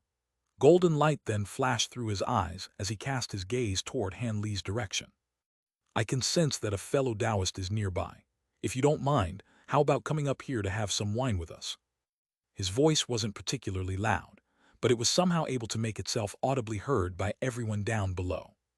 Everyone aside from Han Li stared at one another in a bewildered manner. After a long while, young Master Hai gulped in an unconfident manner and asked, "Was he speaking to us?" "No way. He's clearly referring to whomever he's speaking to as an equal. There's no way it can be one of us," Bai Huaji said as he shook his head vehemently in response. "But there doesn't appear to be anyone else here aside from us," Qi Lingzi murmured as he blinked in a confused manner. That was indeed true. In order to provide themselves with a better setting to kill Bai Huaji and Bai Gyur, the 3 scourges of the southern mountain intentionally drew their 2 intended victims to this secluded place, where there were no other cultivators around in a radius of over 50 kilometers. Everyone else was completely befuddled, but Han Li was naturally aware that the Heavenly Yuan Holy Sovereign was speaking to him. His brows furrowed slightly as he turned to young Master Hai and the others. "Fellow Taoist Hai, You can go with fellow Taoist Yue Hua to her cave abode and wait for me there. I'll go meet this heavenly Yuan holy sovereign, and I'll catch up to you later." Everyone else was naturally astonished to hear this. "Brother Han, what did you?" Young Master Hai was stumbling over his own words. However, Han Li merely shook his head to cut him off, and he flew directly toward the flying carriage in the distance as a streak of azure light, covering a distance of over 10,000 feet after just a few flashes. Everyone else looked on with their jaws on the ground, and only Bai Gyur was looking at everyone around her with an adorably innocent and confused look on her face. So fellow Taoist Han is a body integration stage senior. I should have guessed this already. Aside from a body integration cultivator, no one else would be able to cure Gyur's frost poison. Yue Hua murmured to herself in an ecstatic manner. "Fellow Taoist Hai, could it be that you two are also?" Bai Huaji stuttered in a stunned manner. No. We're definitely just a pair of normal cultivators. I'm only at the foundation establishment stage. We only encountered Brother Han, Senior Han, during our journey. We had no idea that he's a body integration cultivator." Qi Lingzi shuddered as he returned to his senses before vehemently shaking his head in response. We traveled with a body integration stage senior for several months, referred to one another as equals and had fruits and tea together. Qi Lingzi, A.M.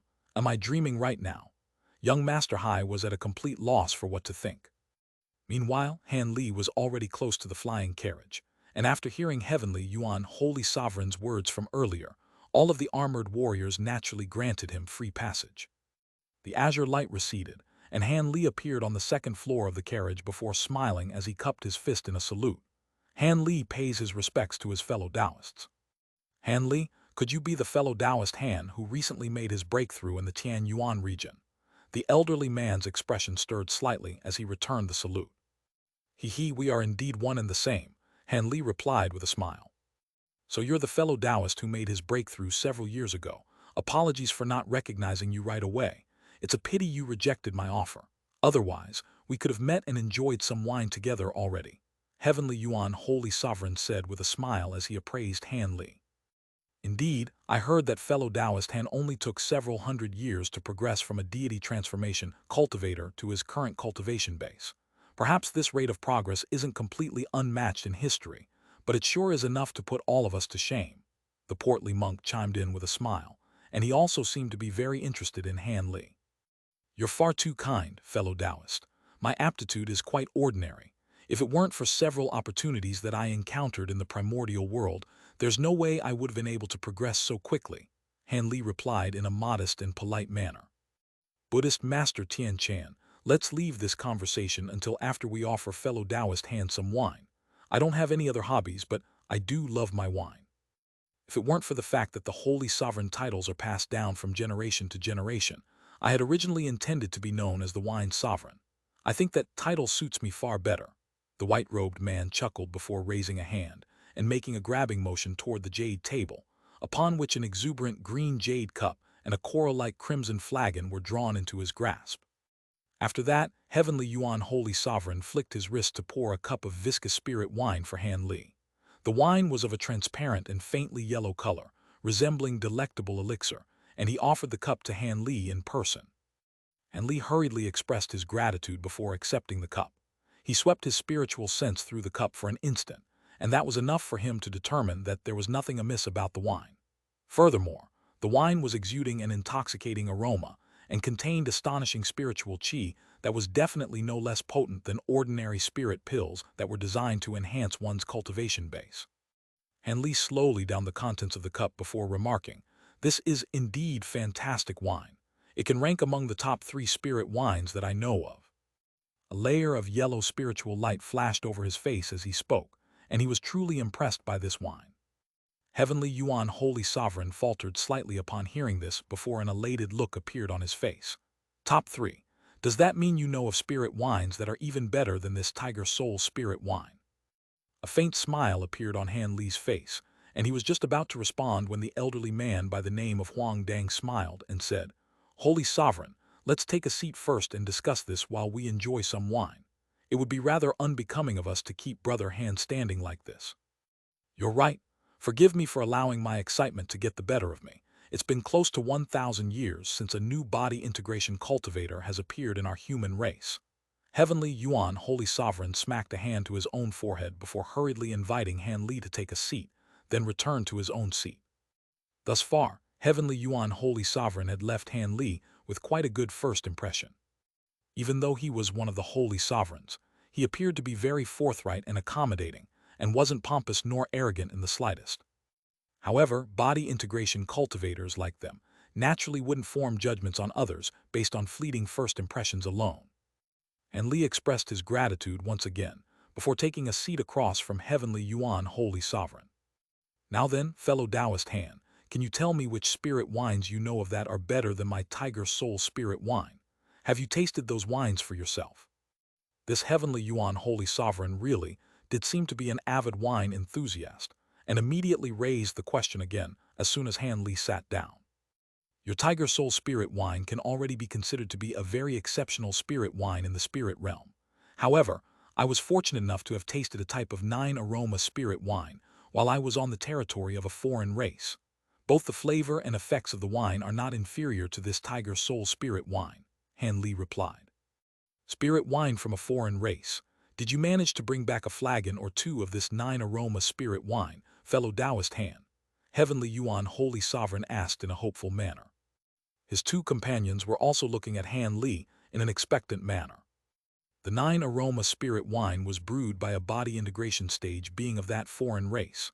At the time, I hadn't even progressed to the body integration stage yet, so I definitely had no right to request for such wine. It was already quite fortunate that a cup of it was offered to me at all, Han Li said with a wry smile. That makes sense. This Tiger Soul spirit wine is also very precious to me, and I wouldn't bring it out just for any guest. Heavenly Yuan, Holy Sovereign, sighed in a disappointed manner. Letter 1D41F, letter 1D69B, letter 1D556, letter 1D680, letter 1D568, letter 1D5F2, letter 1D41C, letter 1D5FC, letter 1D5FA. There's no need to be overly disconsolate, Holy Sovereign. I don't have any 9-aroma spirit wine with me, but I can obtain another type of wine in the near future, and I'll be sure to invite you to taste it then, Han Li suddenly said with a mysterious smile. Before Heavenly Yuan, Holy Sovereign, had a chance to raise any questions, Huang Dang asked, "Oh, what kind of spirit wine is this? Could it be even superior to Tiger Soul spirit wine and that 9-aroma spirit wine?" It was no wonder that they were all so interested in wine. Cultivators spent all their time engaging in arduous cultivation, so they didn't see much value in ordinary materialistic things. Aside from spirit tea, male cultivators were generally only interested in some spirit wine. During my travels, I was fortunate enough to have obtained some red silk fruits, which is the main ingredient to brew red silk immortal wine. I haven't gathered all of the other ingredients required yet, but that shouldn't be an issue given some time, Han Li said with a smile. Heavenly Yuan, Holy Sovereign, faltered slightly upon hearing this before exclaiming, "Red silk immortal wine.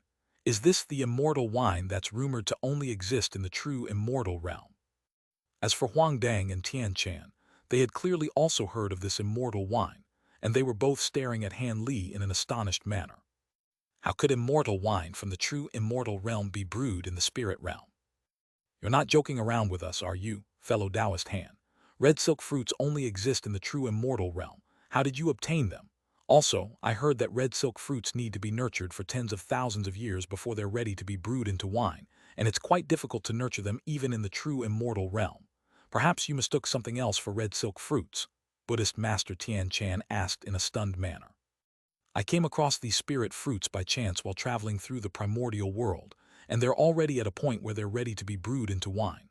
As for how they ended up there, that's beyond me. However, I'm sure that they are indeed red silk fruits, Han Li replied in a confident manner. That's fantastic. If you can brew this red silk immortal wine, you have to save 2 or 3 flagons for me. I won't taste your wine for free. The 3 of us will gather all of the other ingredients that you're still missing, Heavenly Yuan, Holy Sovereign, said in an excited manner. You sure know how to extend generosity at the expense of others, Holy Sovereign. You're the one who wants to taste this wine, yet you're making the 2 of us gather the required ingredients with you.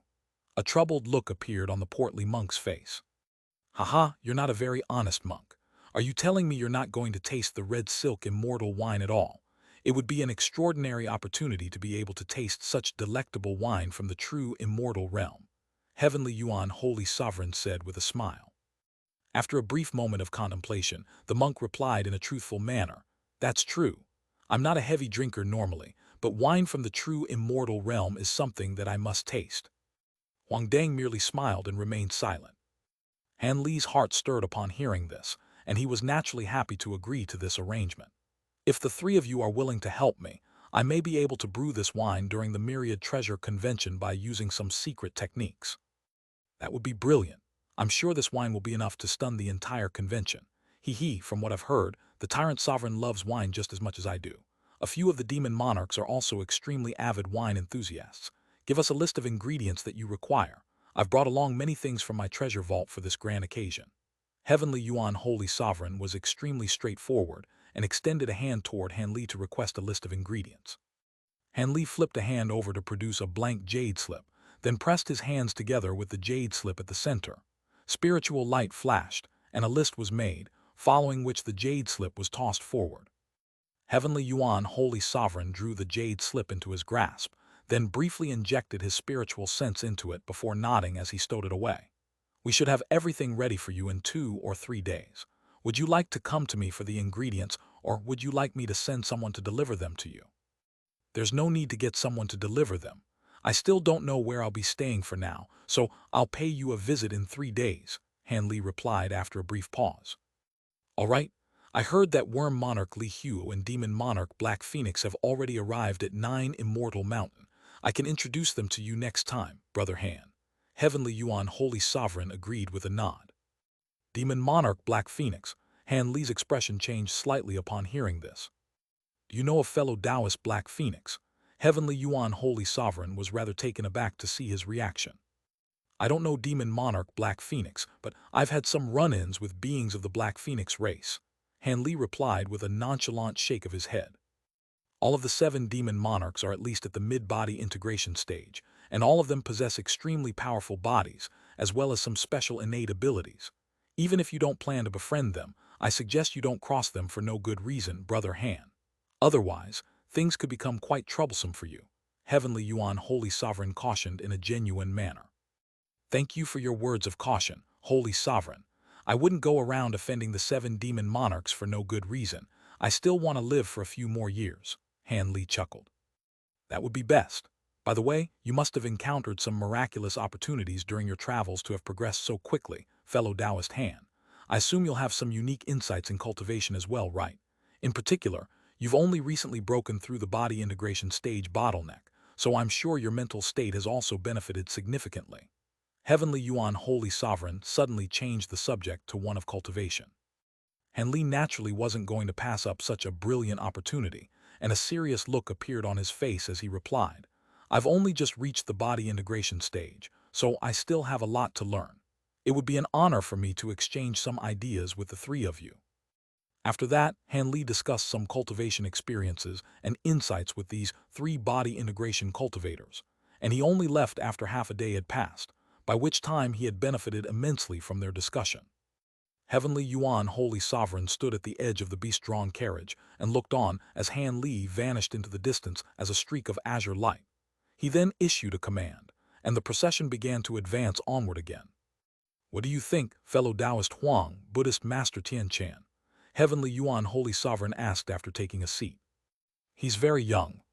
He's very exceptional." After taking a glance at one another, the elderly man and the monk both spoke in unison with serious looks on their faces. Fellow Taoist Huang's great keen eye technique can glean one's true bone age, so for you to call him very young is quite straightforward. However, I'll have to get you to enlighten me on what's so exceptional about him, Buddhist Master Tian Chan. Your Qi inspection technique ranks among the top 3 in our human race, so I'm sure you won't disappoint me," Heavenly Yuan, Holy Sovereign, said with a faint smile. This man was able to conceal his aura to an extremely discreet extent, but my Qi inspection technique doesn't determine one's powers based on spiritual sense. From what I could see, he is indeed an early body integration cultivator, but his magic power is far more abundant than other cultivators of the same caliber. If I had to give a specific parameter, I would say that he possesses close to twice the amount of magic power a normal early body integration cultivator possesses. Hence, even though he's only at the early body integration stage, his magic power is comparable to that of a mid-body integration cultivator like myself. Tian Chan replied in a careful manner after contemplating the situation for a moment. It appears this fellow Taoist must be using some kind of special cultivation art that's enhancing his spiritual power. However, generally speaking, that would mean that his abilities in other areas would be slightly weaker. Heavenly Yuan, Holy Sovereign, said with a nod. Tian Chan shook his head in a solemn manner and said, I'm afraid that you're mistaken there, Holy Sovereign.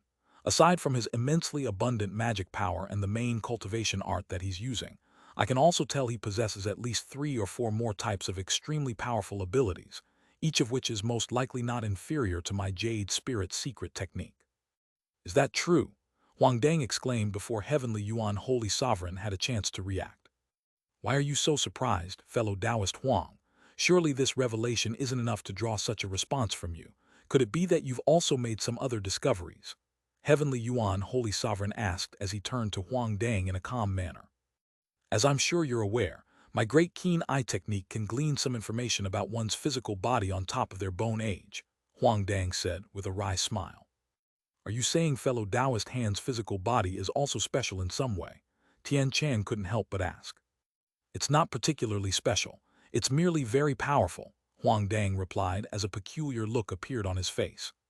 Very powerful? Are you saying his physical body is more powerful than that of our Holy Sovereign? Tian Chan chuckled upon hearing this. Huang Dang's eyelids twitched a little, and he said something that had Tian Chan completely astonished. Even if his physical body is inferior, it won't be inferior by much. Is that so? Heavenly Yuan, Holy Sovereign, was also rather taken aback to hear this. That's impossible. Surely you jest, fellow Taoist Huang. Our Holy Sovereign not only specializes in a Buddhist cultivation art, but he also used to be a top-grade body refinement warrior. On top of that, he's been making a conscious effort to refine his own body for so many years. His physical body is most likely no less powerful than that of the demon monarchs. It's not too far-fetched that fellow Taoist Han has some achievements in the realm of body refinement, but how can he possibly compare in this field to our Holy Sovereign? Tian Chan was shaking his head vehemently, refusing to believe this assessment. Huang Dang hesitated momentarily before replying in a confident manner. Even if my great keen eye technique has made some errors, what I can be sure of is that this man definitely possesses the most powerful body I've ever seen from a human, second only to our Holy Sovereign. But that's... Heavenly Yuan, Holy Sovereign, waved a hand to cut off Buddhist Master Tian Chan before musing in a contemplative manner. It would be unwise to doubt fellow Taoist Huang's great keen eye technique, Buddhist Master Tian Chan. After all, it's never failed us before. So he possesses far superior magic power to other beings of the same caliber, several types of powerful abilities, and a physical body that's not inferior in power to the average demon monarch. On top of that, he's so young as well. If he can survive the imminent devilish tribulation, he'll most likely become someone who's comparable to myself in the future. Huang Dang and Tian Chan exchanged a glance upon hearing this, and contemplative looks also appeared in their eyes. Meanwhile, Han Li was already thousands of kilometers away, flying toward a particularly lush mountain range. This mountain range consisted of 9 mountains that resembled massive straight swords, and was naturally none other than 9 Immortal Mountain, the venue for the imminent Myriad Treasure Convention. At present, the area within 500 kilometers from the edge of the mountain range was a restricted zone. Prior to the commencement of the convention, only some important figures with special statuses were permitted to enter the mountain range. Unqualified individuals who broke this rule would be evicted at best, or killed on sight at worst. As such, all of the humans and demons who had traveled here from afar to attend the convention had all settled nearby 9 Immortal Mountain, outside of the restricted zone. Fairy Yue Hua was only a core formation cultivator, so she naturally wasn't an exception to this rule either. Prior to separating from young Master Hai and the others, Han Li had planted tracking marks in their bodies so he wouldn't have to worry about being unable to find them. Thus, just as Han Li was about to enter the mountain range up ahead, he suddenly changed directions, and after flying for a while longer, he descended toward a mountain in a certain hilly region. The azure light faded, and Han Li appeared in a lush forest. He glanced at the greenery around him, and a smile appeared on his face as he gently swept a sleeve toward a certain direction. A burst of azure light swept forth, and a certain section of the forest suddenly blurred and warped before shattering into specks of spiritual light amid a dull thump. The greenery there abruptly vanished, and a tall and bleak rock face appeared in its place. There was a white stone gate that was several tens of feet tall on the rock face, and Hanli raised a hand to send a streak of red light flying through the air, which then disappeared into the stone gate in a flash. He then stood on the spot and waited in a patient manner. Moments later, spiritual light flashed from the stone gate, and it slowly rose up, following which a group of people emerged from within. Fairy Yue Hua, Bai Huaji, Young Master Hai, and Qi Lingzi were all among them. They were led by an elderly woman who was holding a cane with a carved dragon head at the top. She had a head of white hair and wrinkles all over her face, but she was a deity transformation cultivator, which came as a slight surprise to Han Li. The elderly woman carefully appraised Han Li before immediately stepping forward and extending a respectful salute. Junior Tian Qingai and her disciple pays their respects to Senior Han. Fairy Yue Hua and the others hurriedly followed suit.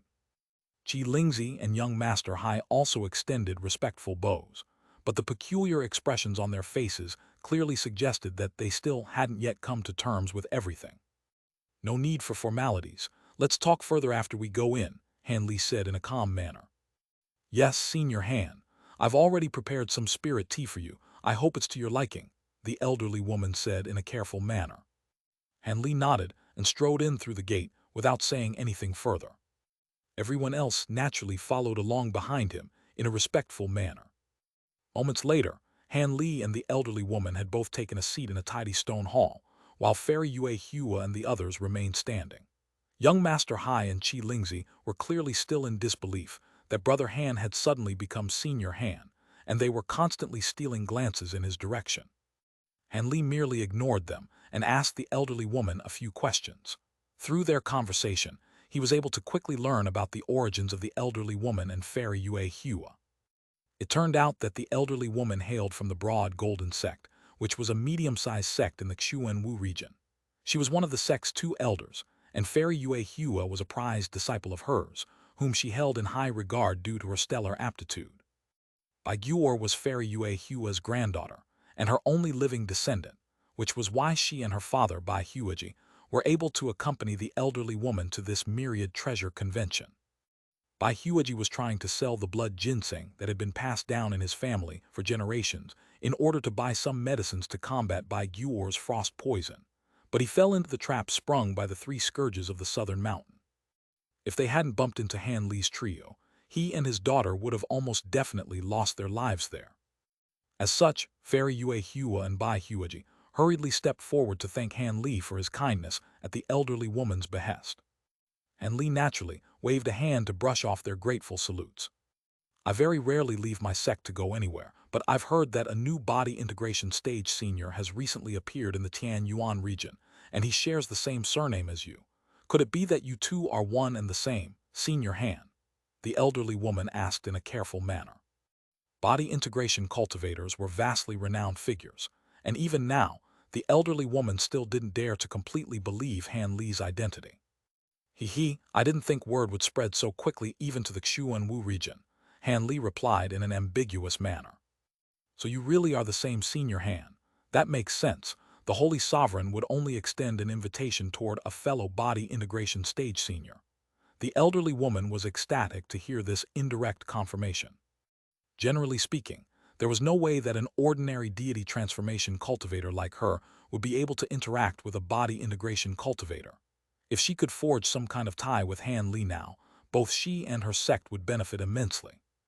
As such, the elderly woman became even more respectful toward Han Li. Han Li looked around before suddenly saying something that came as quite a surprise to everyone. Where's the little girl Guor?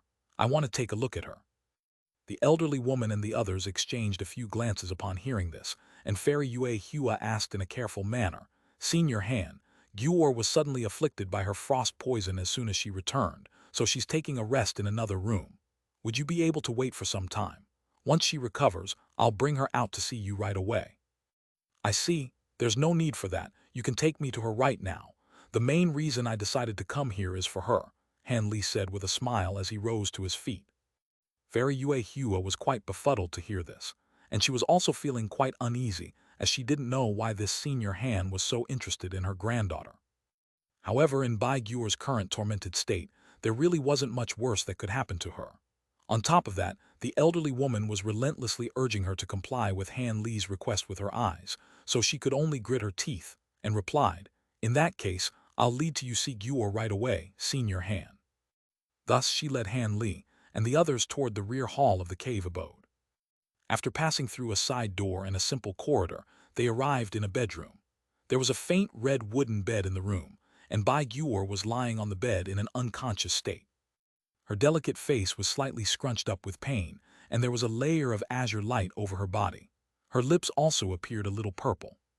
As Han Li approached the wooden bed, he was struck by a burst of scorching heat, which came as a slight surprise to him. However, he then briefly inspected the wooden bed and immediately understood the situation, upon which he shook his head and remarked, "Using flame wood to craft a bed can repress the glacial energy within her body to a certain extent, but her frost poison has already fused into her meridians, so this won't really do much. I'm aware of that, but I'm hoping against hope that this bed will slightly alleviate your pain when she's beset by her frost poison," Fairy Yue Hua said with a sympathetic and doting look as her gaze fell upon the little girl on the bed. Han Li nodded initially upon hearing this, but then shook his head as he strode over to the red wooden bed. He gently grabbed onto one of Bai Guo's wrists, and blue light flashed incessantly through his eyes. Everyone else looked on with bated breath and didn't dare to make a single sound. Bai Huaji and Fairy Yue Hua were both staring at Han Li with hope in their eyes.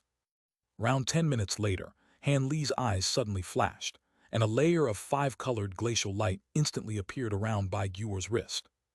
As the glacial light swirled, the layer of azure light over Bai Guo's body converged directly toward the part of her arm that was in contact with Han Li's hand. Moments later, an egg-sized ball of faint azure light had taken shape within her wrist. Han Li immediately flipped over his other hand upon seeing this to reveal a shimmering silver needle between two of his fingers, and he stabbed the needle toward Bai Guo's wrist in a flash. Arg! Bai Huaji and Fairy Yue Hua's expressions changed drastically upon seeing this, and they had to hold themselves back from instinctively rushing forward. Silver light flashed, and a small hole was punctured into Bai Guo's wrist, following which a drop of blood essence was expelled from the hole at Han Li's behest. Letter 1D627, letter 1D4C7, letter 1D452, letter 1D452, letter 1D464, letter 212F, letter 1D624, letter 2134, letter 1D62E. The silver needle then vanished from between Han Li's fingers, only to be replaced by a palm-sized white jade plate that was extremely intricate and flawless. Han Li placed the jade plate under Bai Guo's wrist, and the drop of blood essence instantly fell, freezing solid mid-fall and clattering onto the plate with a pleasant chime. Everyone's expressions changed upon seeing this, but Han Li seemed to have been enlightened by this experiment. He stowed the jade plate and the drop of blood essence away, and the 5-colored glacial light emanating from his palm increased in brightness. The ball of azure chi flashed within the glacial light before quickly fading away into nothingness. Immediately thereafter, Bai Guo gave a delicate moan and opened her eyes in a slightly disoriented manner. Fairy Yue Hua and Bai Huaji were ecstatic to see this, and hurriedly expressed their gratitude toward Han Li once again. Han Li smiled as the 5-colored glacial light radiating from his hand faded, and he released Bai Guo's wrist. He then extended a finger and tapped it against her forehead, upon which a white incantation seal vanished into her head in a flash. Bai Guo's body shuddered slightly in response, and she fell unconscious once again, which was slightly alarming to the others in the room. No need to worry, the frost poison in her body has just been eradicated, but she's still quite frail and needs more rest. I've already examined her condition. Let's go back to the front hall to discuss the other matters, Han Li said before striding out of the room.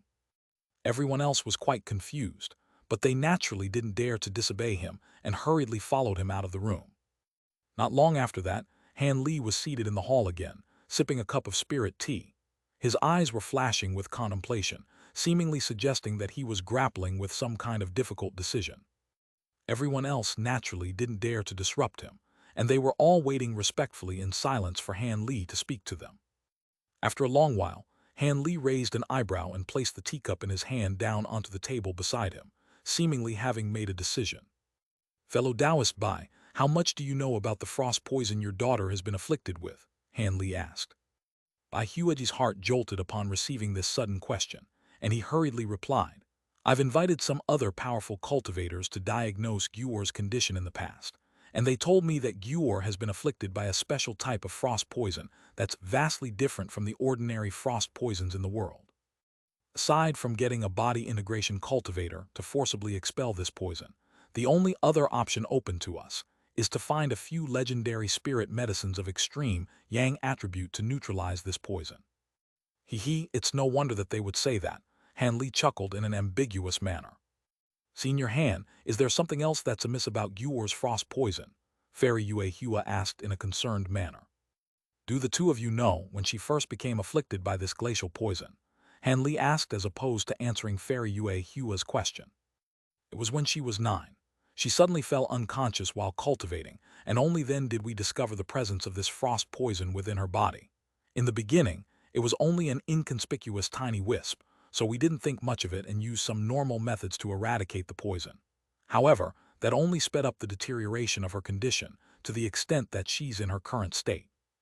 Back when she was first born, my mother-in-law and I both conducted thorough inspections of her body, but we didn't discover anything amiss.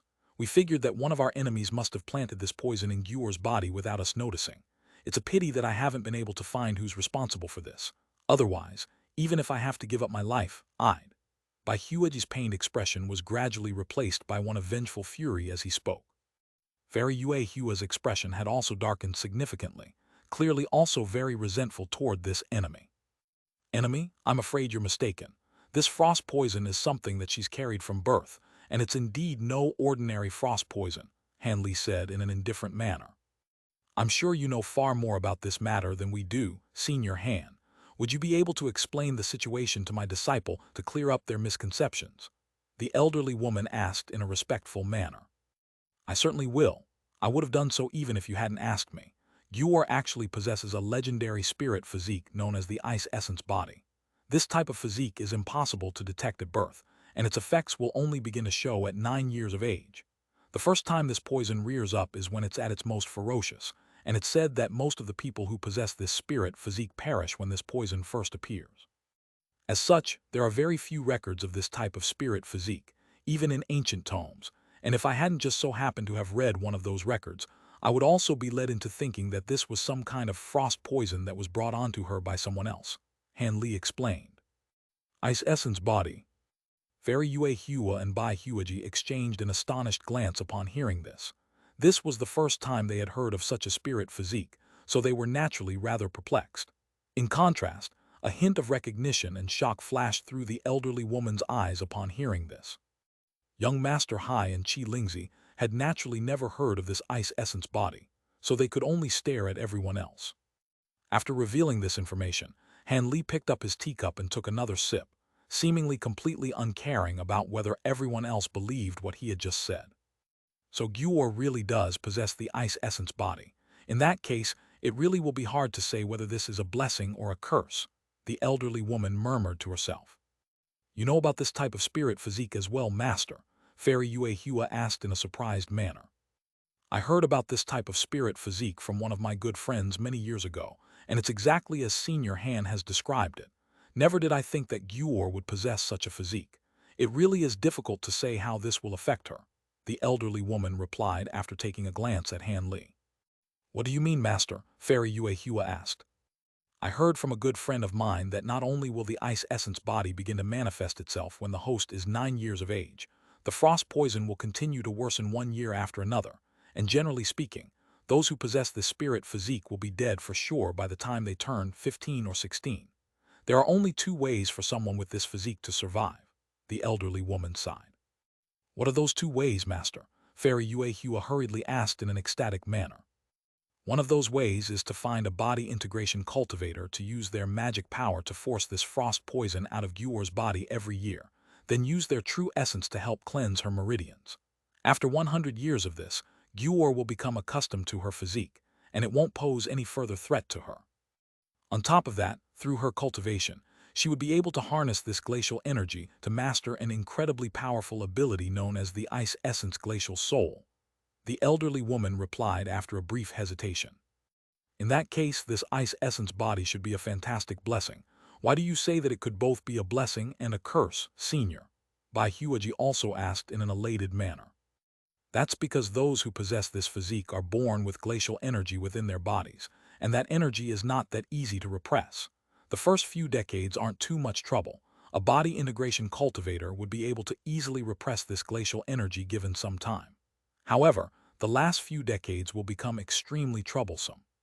The body integration cultivator has to forcibly expel the frost poison, but also ensure that their magic power doesn't harm the host's body, so they have to expend a lot of true essence per expulsion process. In particular, the true essence expended during the last decade or so can't be replenished through meditation, and this is still discounting the fact that during this time, the body integration cultivator will have to expend even more magic power to cleanse the host's essence. Hence, this will essentially delay a body integration cultivator's cultivation for several decades, which Senior would be willing to do something so detrimental to themselves, the elderly woman said with a wry smile. The elation on Fairy Yue Hua's and Bai Huaji's faces immediately faded upon hearing this. There weren't many cultivators who would be willing to accept such a major setback even for those who were closest to them, let alone for the sake of someone that they didn't know at all. What's the second way? Bai Huaji asked in a hopeful manner. The second way is to find some legendary spirit medicines and use them to refine several types of pills with extreme yang attribute. Those pills would nullify the glacial energy and alter one's ice essence body. This method is no easier to accomplish than the first one. Not only are these spirit medicines extremely rare, they only grow in places that would be completely inaccessible to us. Even if we find these medicines and successfully refine the required pills, taking the pills would result in dire consequences. The ice essence body would be dispelled, but the host's spiritual root would also be damaged. At worst, this could reduce them to immortal, and even in the best-case scenario, their spiritual root would become extremely mediocre, which would make cultivation very difficult for them. The elderly woman replied in a solemn manner. Bai Huaji's face completely paled, and he no longer had anything to say. After a brief silence, Fairy Yue Hua suddenly gritted her teeth and turned to Han Li in a beseeching manner. Senior Han, please save our Gyur. We'll be sure to do anything you want to repay you. Everyone else also turned to Han Li upon hearing this. Han Li had stated that he had come here mostly for Bai Gyur, so it wasn't entirely out of the question that he would step in to save her. Bai Huaji immediately fell to his knees and kowtowed to Han Li. A hint of a smile appeared on Han Li's face upon hearing this, and only after a while did he reply, "Indeed, I do intend to save her." "Thank you for your kindness." Fairy Yue Hua was overcome by elation after having her suspicions confirmed, and she also immediately fell to her knees. However, Han Li shook his head and swept a sleeve through the air, unleashing a burst of enormous power that forcibly supported both her and Bai Huaji into a standing position, thereby preventing them from kowtowing to him.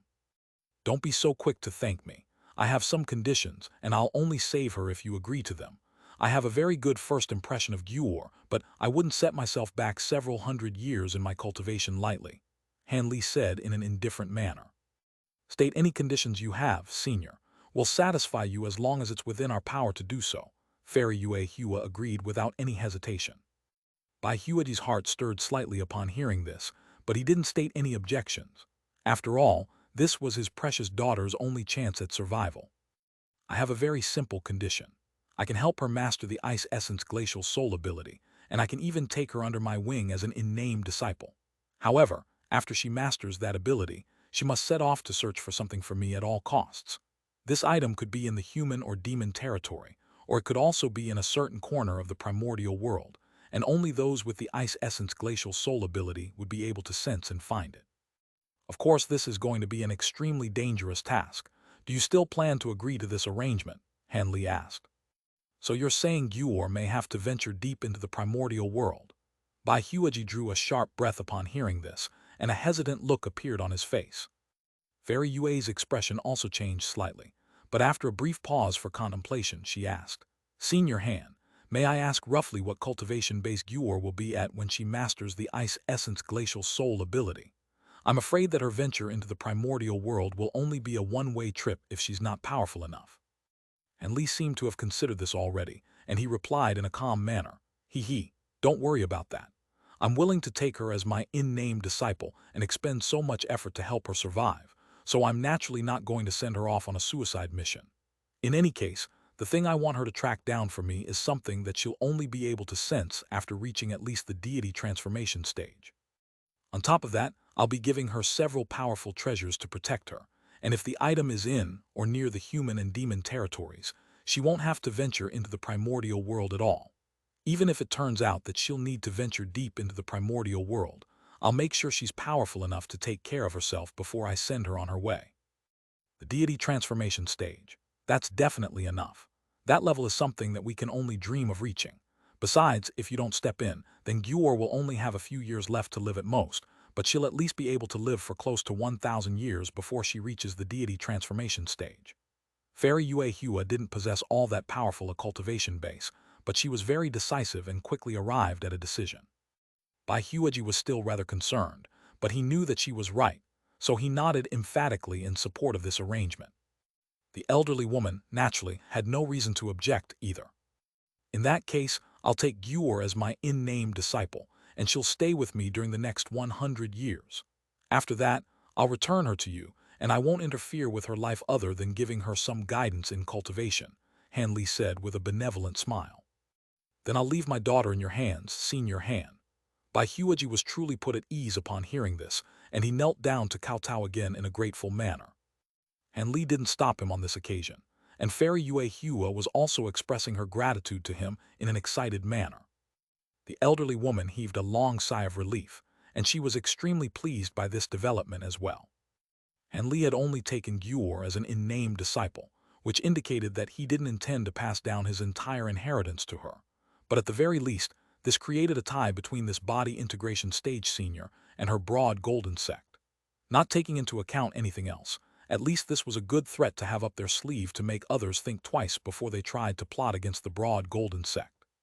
Just as the elderly woman was going to say something to further strengthen the tie she had just established with Han Li, a timid voice suddenly sounded from the side. Senior Han, would the two of us also be able to become your disciples? Everyone faltered slightly before turning toward that direction, only to discover that the one who had spoken was none other than young Master Hai, who had a look on his face that was both anxious and hopeful. You want to become my disciple? Han Li turned to young Master Hai with a smile, not agreeing to his request nor turning him down right away. Qi Lingzi mustered up his courage as well and chuckled. Does that mean you agree, Senior Han? It was quite clear that both of them were aware of just how extraordinary an opportunity this was. Being able to become the disciple of a body integration cultivator was something that countless low-grade cultivators could only dream of. Thus, after Han Li took Bai Gyur as his in-name disciple, the two of them surreptitiously conversed with one another through voice transmission, then decided to grab this opportunity with both hands. You two can get up first. I'll give you a response to your request later. For now, accompany me during the Myriad Treasure Convention, Han Li said as he adopted a serious expression. As opposed to being disappointed by this, an elated look appeared on young Master Hai's face. I understand. You wish to have us undergo a trial period, right, Senior Han? Rest assured, I'm not good at much else, but I'm a great role model when it comes to respecting my elders and seniors. I'll also be sure to satisfy you, Senior Han. Qi Lingzi kowtowed 3 times to Han Li before standing back up with a wide grin on his face. Han Li was at a complete loss for how to feel about this, and he nodded before then shaking his head, and no one knew exactly what he was thinking. The frost poison within Gyur's body has already been expelled by me once, so it won't trouble her again within a year. I'll be taking her away after the Myriad Treasure Convention, so make some preparations during that time. By the way, get her to carry this piece of flame Yang Jade at all times. It can't completely eradicate the frost poison in her body, but it'll be beneficial to her nonetheless. This piece of jade is also a protective treasure that will protect her on one occasion in a perilous situation. On top of that, I have a vial of essence-nurturing pills. Get her to take one of these every 2 days. Han Li swept a sleeve over the table as he spoke, and a shimmering red jade pendant and a small green vial appeared on the table. It was quite apparent from the astonishing spiritual qi emanating from the jade pendant that it was quite an extraordinary treasure. As for the essence-nurturing pills, those were also vastly renowned in the spirit realm for their nourishing properties, and they were perfect for Bai Gyur, who was currently quite taxed from her recent ordeal. Fairy Yue Hua hurriedly extended her gratitude in an ecstatic manner before carefully stowing the 2 items away. Young Master Hai and Qi Lingzi made no effort to disguise their envy, and both of them made remarks about how generous Han Li was being to an unnamed disciple that he had only just accepted. Han Li was rather amused by this, and after a brief pause, he flipped a hand over to produce 2 other vials of pills before tossing it toward them with a smile.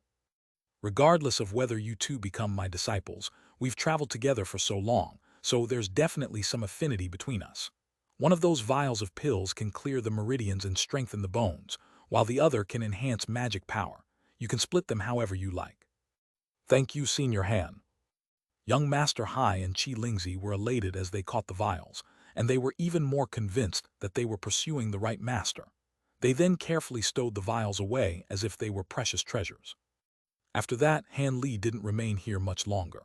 After chatting with everyone else for a short while, he departed with young Master Hai and Qi Lingzi.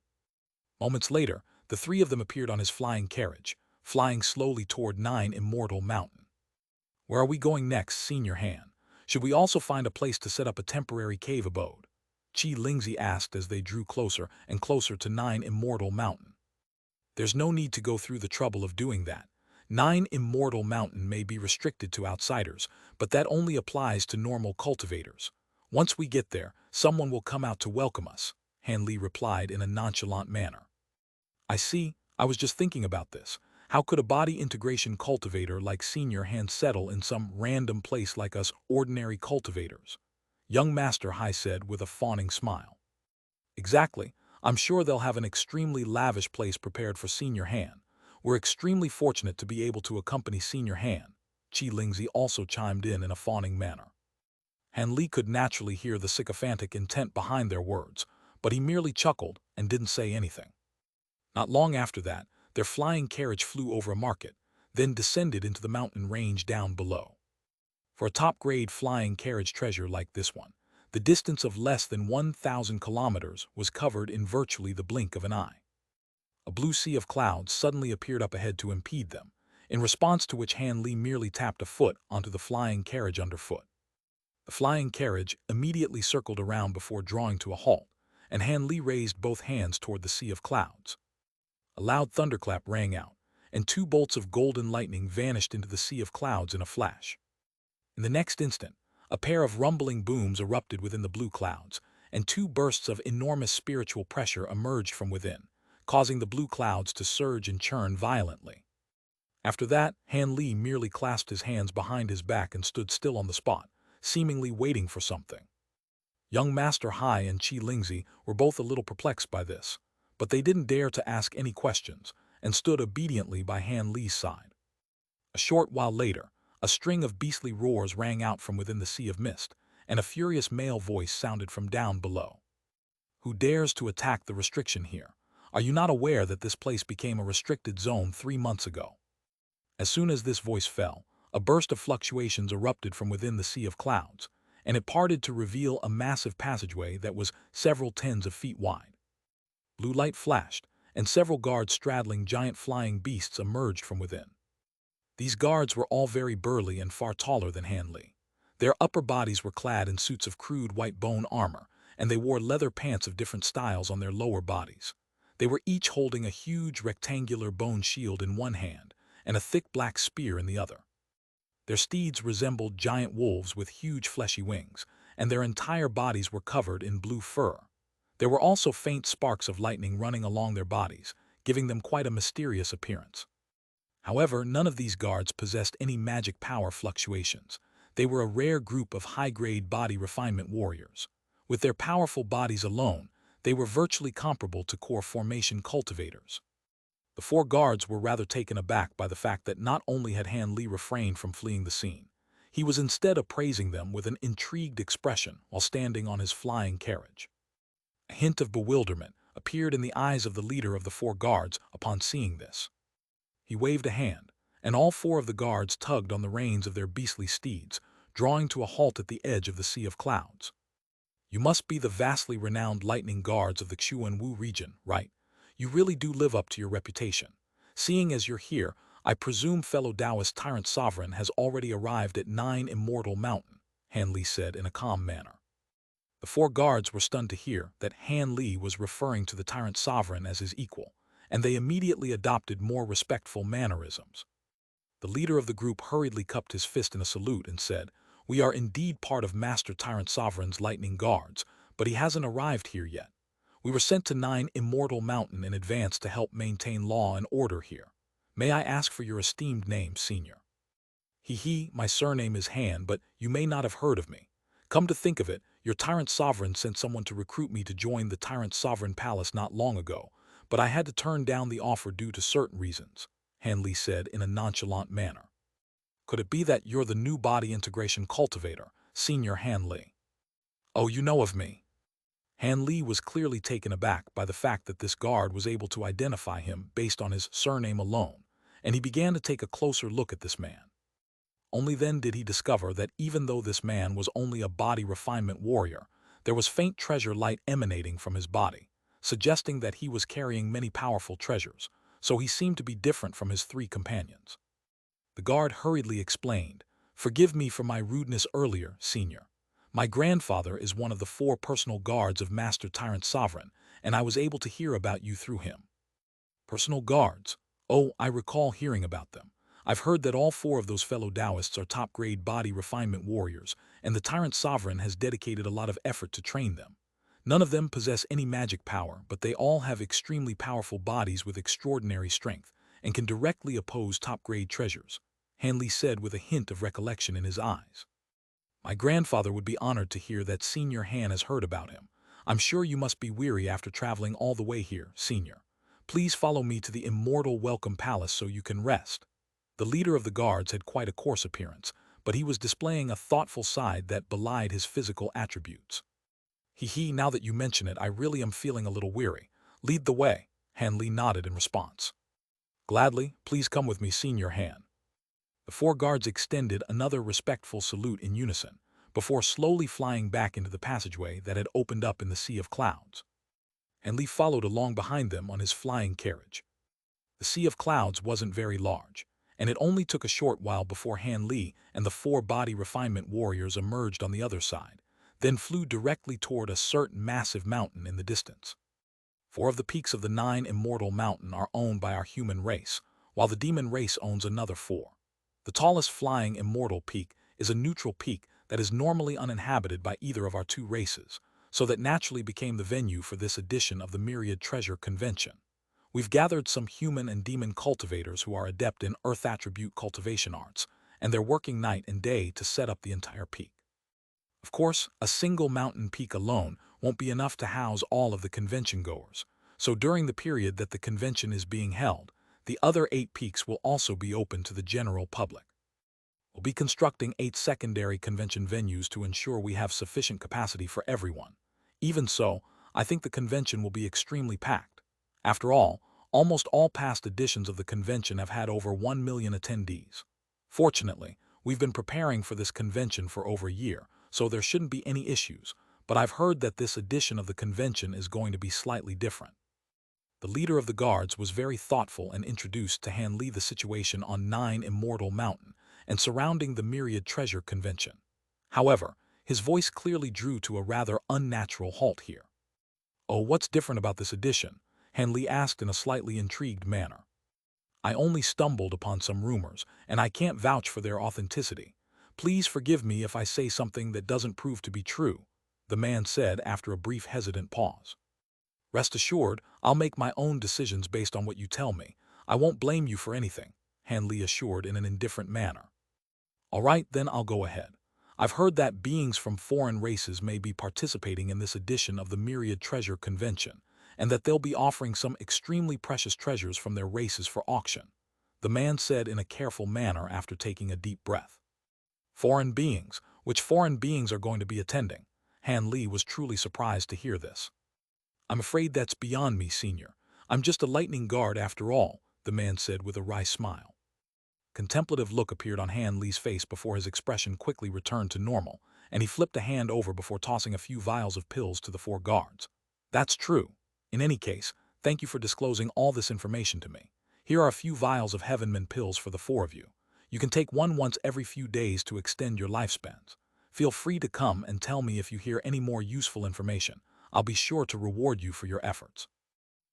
Just to clarify, These are probably not the same heaven-men pills from the scattered star seas arc. Letter 1D487, letter 1D493, letter 1D65A, letter 1D486, letter 1D500, letter 1D4E. Letter 1D4EC, letter 1D664, letter 1D662. The man was ecstatic to hear that they were being given vials of heaven-men pills, and his voice trembled slightly as he said, "Thank you, Senior. We'll be sure to notify you if we hear anything of value." The other three guards also hurriedly expressed their gratitude in an elated manner. And Lee merely waved a hand before falling silent as he stood on his flying carriage. The four lightning guards left Han Li to his own thoughts, and after flying for a while longer, they finally reached the foot of the certain mountain peak. There were many connected buildings and pavilions here that encompassed virtually the entire mountain, and among these buildings was a lavish white jade palace that was 3,000 to 4,000 feet tall, presenting a spectacular sight to behold. A series of intricate pavilions surrounded this palace, amounting to a total of over 100, complementing the Jade Palace like stars around the moon. This is the Immortal Welcome Palace, Senior Han. All body integration stage seniors can occupy a level of the palace with their entourage. Each level of the palace has a designated teleportation formation, so you'll be able to directly teleport to the public hall on the first floor without having to pass through any of the lower levels. All of these surrounding pavilions have been prepared for spatial tempering stage seniors. However, only body integration stage seniors are granted passage into this place at the moment. Every peak has an immortal welcome palace like this one to accommodate body integration stage seniors, the man introduced in a thorough manner. "I see. Has anyone already moved into this palace?" Han Li asked in an intrigued manner. "This palace is currently only being occupied by Taoist Master Myriad Bone and his entourage, who arrived a month ago," the man replied truthfully. "I see. I have heard of Taoist Master Myriad Bone in the past. I heard that he was also a vagrant cultivator, but he founded the White Bone sect around 10,000 years ago, and he seems to have lofty aspirations," Han Li replied. "Come to think of it, the White Bone sect is quite a powerful sect that can rank among the top 10 sects of our Chuanwu region, and it's a testament to Senior Myriad Bone's powers that he was able to achieve this in such a short time. By the way, Senior Myriad Bone is currently residing on the top floor of the Immortal Welcome Place. You can inform the manager of this Immortal Welcome Palace of which floor you'd like to stay on, Senior," the man said in a respectful manner. As they were speaking, the four lightning guards had already guided Han Li to the entrance of the White Jade Palace, where there were several azure-armored guards standing in a stoic manner. The leader of the lightning guards hurriedly jumped off his giant wolf steed, then approached one of the azure-armored guards before pointing at Han Li while whispering something. The cold expression on the azure-armored guard's face instantly changed, and after carefully inspecting Han Li for a brief moment, he immediately extended a bow toward Han Li before quickly rushing into the palace. The man returned to Han Li's side and said, "Senior Han, I have to go back on patrol duty now, so I won't be able to stay here any longer. The manager of the Immortal Welcome Palace will come out to greet you in person soon. We'll be taking our leave now." The four lightning guards extended parting bows toward Han Li as their leader spoke. Han Li naturally wasn't going to stop them, and he waved a hand to grant the lightning guards their leave. Almost as soon as the four lightning guards rose up into the air and departed on their giant wolf steeds, two people emerged from within the palace. One of them was none other than the azure-armored guard who had just rushed into the palace, and he was accompanied by a white-robed elderly man. The elderly man had his eyes slightly narrowed, and he was a mid-spatial tempering cultivator. "You must be Senior Han. My name is Zhang Mayan. Please forgive me for not coming out to greet you sooner," the elderly said as he extended a respectful bow from afar. "No need to be so polite, fellow Taoist Zhang. I'm rather weary from my journey, so it would be best if you could organize a place for me to stay right away," Han Li replied in a calm voice as he appraised the elderly man. "Rest assured, Senior, everything has already been prepared and you can move in right away. Senior Myriad Bone has taken the top floor, and the first floor is a public hall, but the other 8 levels are all vacant, and you can choose whichever one you like," Zhang Mayan said with a smile. "I'll take the 5th floor then. It's not too high and not too low, just right for me," Han Li decided after a brief pause for thought. "I'll take you to the 5th floor right away, Senior. If there's anything you're displeased with, I'll make adjustments right away," the elderly man said in a fawning manner. Han Li nodded with an indifferent look on his face, and he was led into the hall on the first level of the Immortal Welcome Palace.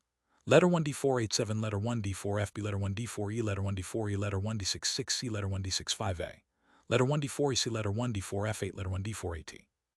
The entire hall was several thousand feet in size, and the walls and ground were all shimmering with light. There were white fist-sized phosphorescent beads embedded into their surfaces, illuminating the entire hall and making it resemble an immortal paradise. There were some white jade tables and chairs placed around the hall, and they were littered throughout the corners. At the center of the hall was a faint silver teleportation formation that appeared to be around 70 to 80 feet in size. The elderly man strode directly into the formation, and Han Li followed along in an expressionless manner. Young Master Hai and Qi Lingzi exchanged a glance, and they also entered the formation. Even though this was the first time the two of them were using a teleportation formation, they weren't afraid or uneasy at all. The elderly man cast an incantation seal onto the teleportation formation, and a buzzing sound immediately rang out. He then flipped a hand over to produce an intricate silver badge, and Han Li cast an errant glance toward it to discover that one side of the badge was filled with complex runes, while the other side of the badge had the number 5 engraved upon it in faint golden text. Zhang Mayan gently waved the badge through the air, and a burst of silver light flew forth before vanishing into the formation underfoot. In the next instant, silver light swirled throughout the entire formation, and the four of them disappeared in unison. Young Master and Qi Lingzi had both closed their eyes, but they were still instantly struck by a sense of vertigo, and when they opened their eyes again, they found themselves standing on an open-air platform. There was a garden around them with several winding paths meandering through it, and the garden was filled with unidentifiable exotic flowers and plants.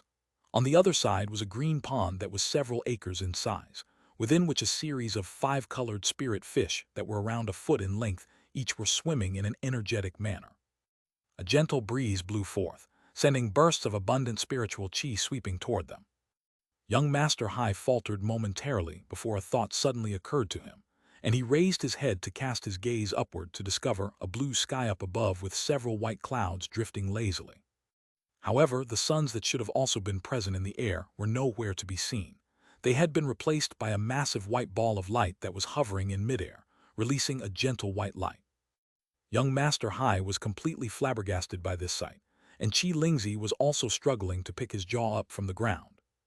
Right at this moment, Han Li's voice suddenly sounded in both their ears. "Stop looking. Everything up there has been manifested by a restriction.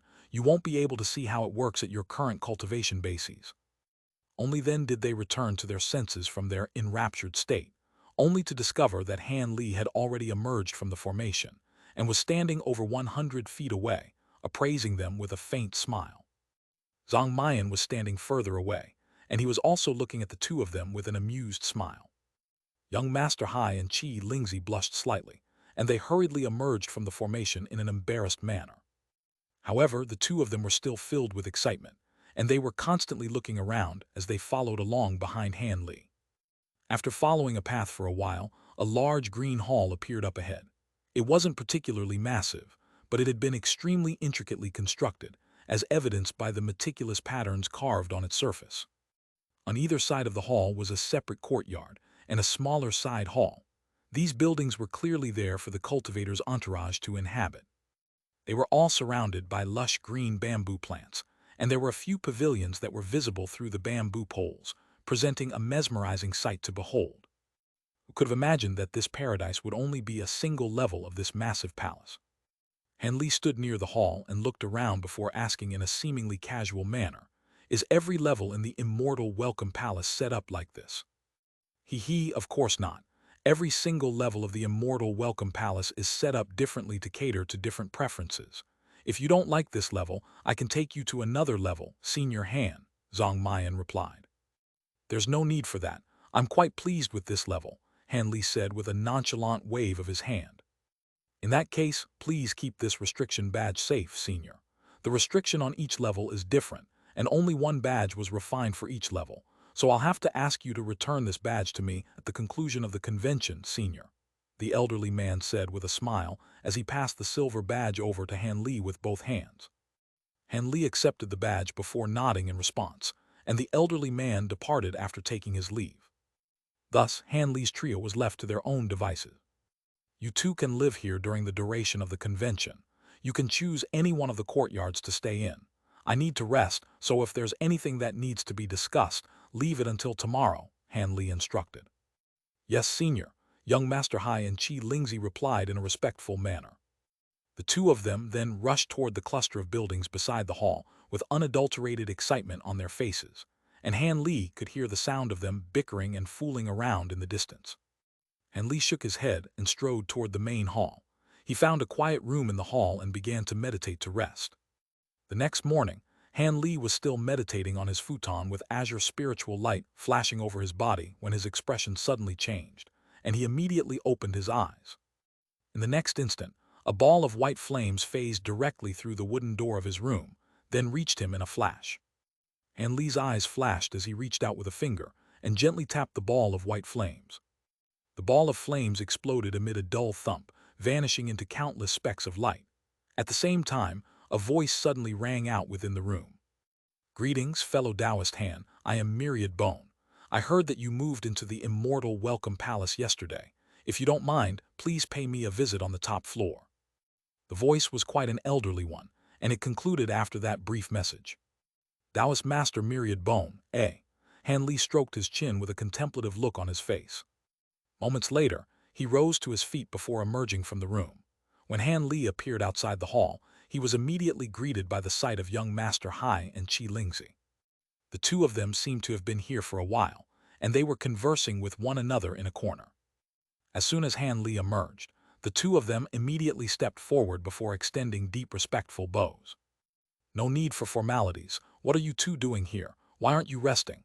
Han Li asked with an indifferent wave of his hand. You're going to the markets outside today, right, Senior Han?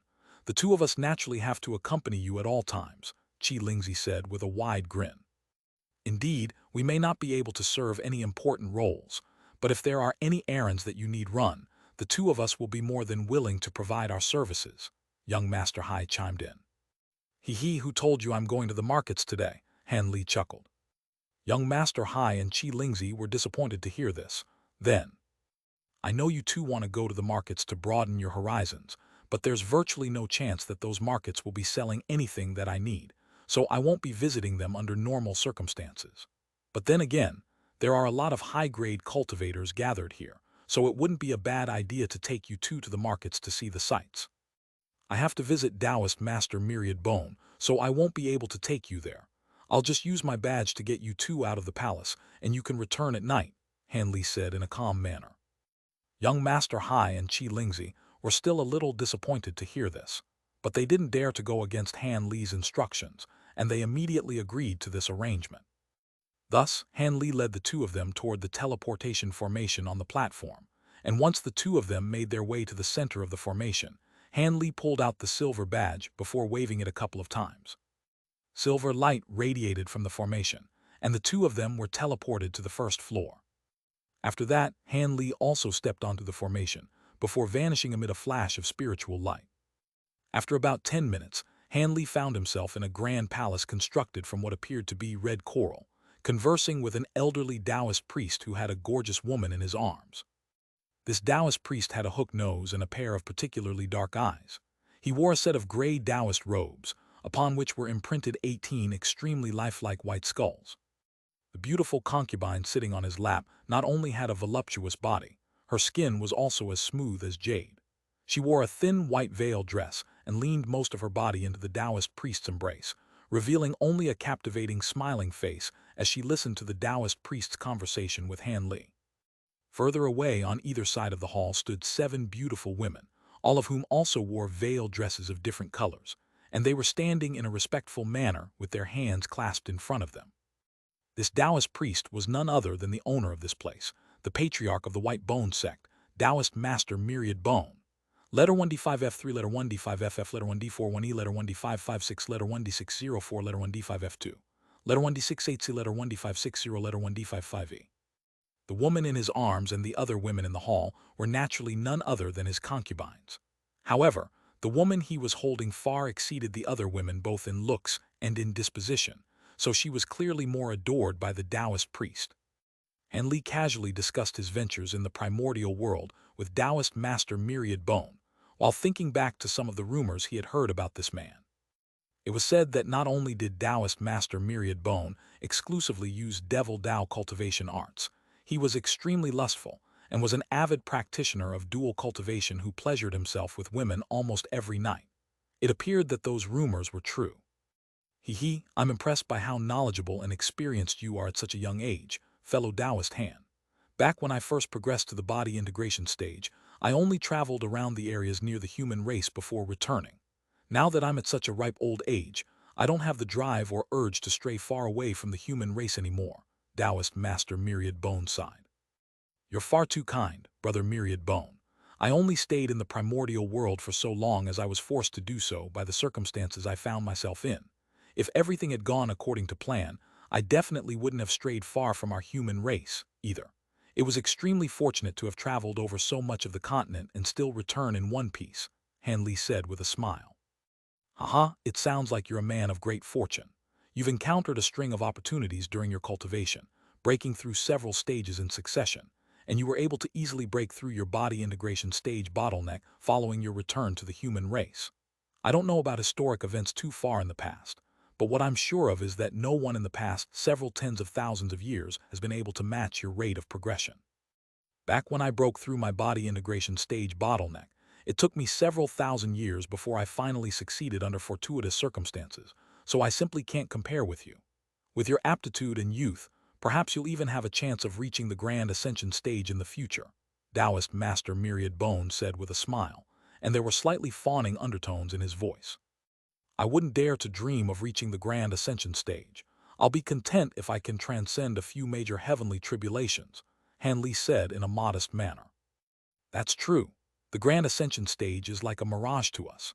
Our human race has existed in the spirit realm for so many years, but we've only produced a total of around a dozen or so grand ascension cultivators. There was even a time when we had no grand ascension cultivators, and the entire race was under threat of being wiped out. Taoist Master Myriad Bone sighed as a reminiscent look appeared in his eyes. Han Li had indeed heard about this major tribulation that the human race had to endure. At the time, they seemed to also have been attacked by a united army formed by several foreign races. Thankfully, the demon race was at the height of its powers at the time, with 2 grand ascension stage beings among their ranks.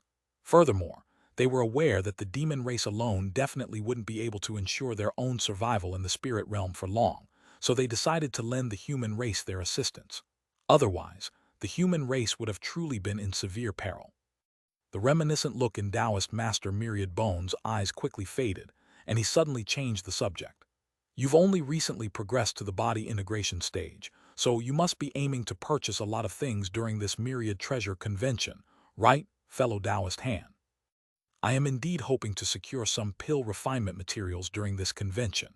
After all, only during an event like this will I be able to encounter some rare materials that I normally wouldn't get to see, Han Li replied with a nod. In that case, I have a suggestion. Would you like to hear it?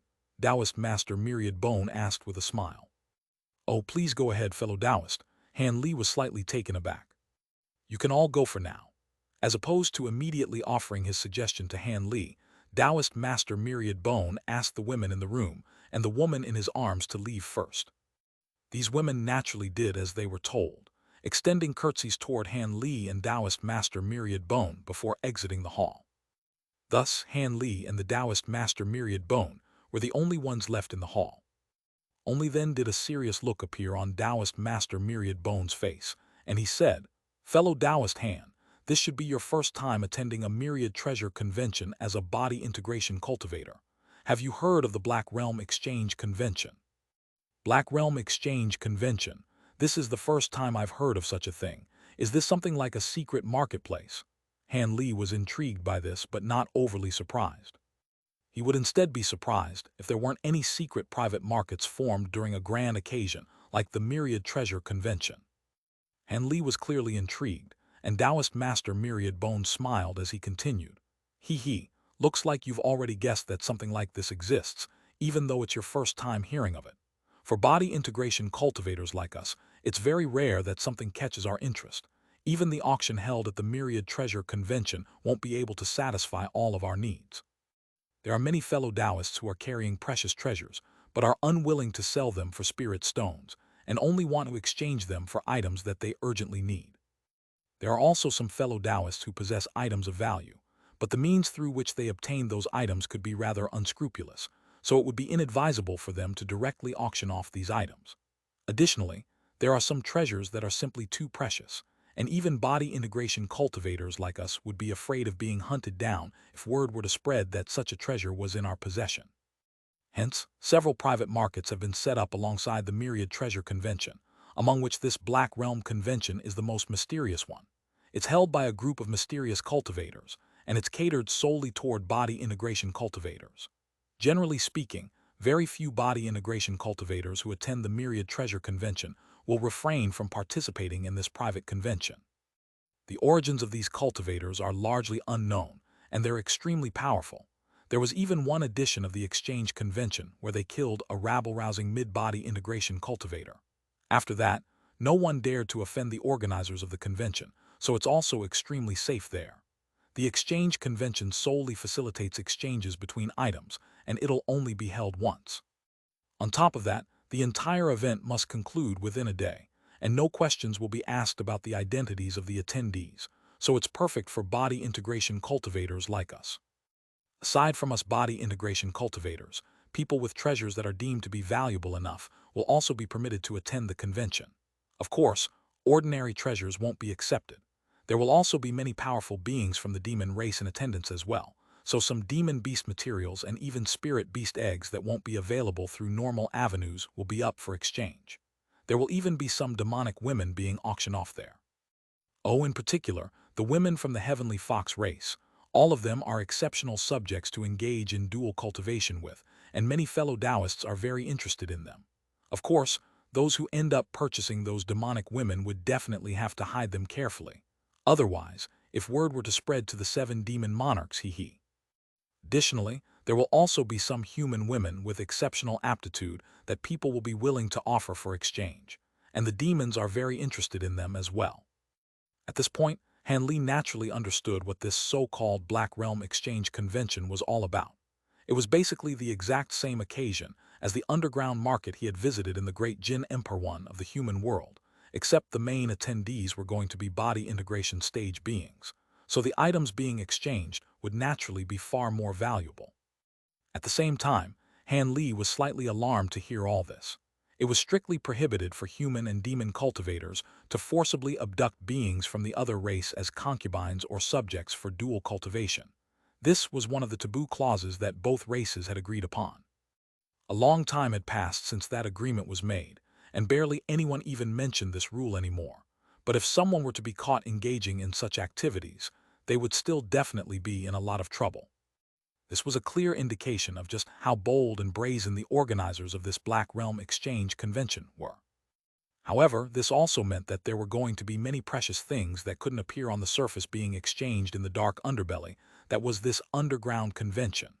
What was of most interest to him was naturally those demon beast materials, and he was quite tempted to attend this underground convention as a result.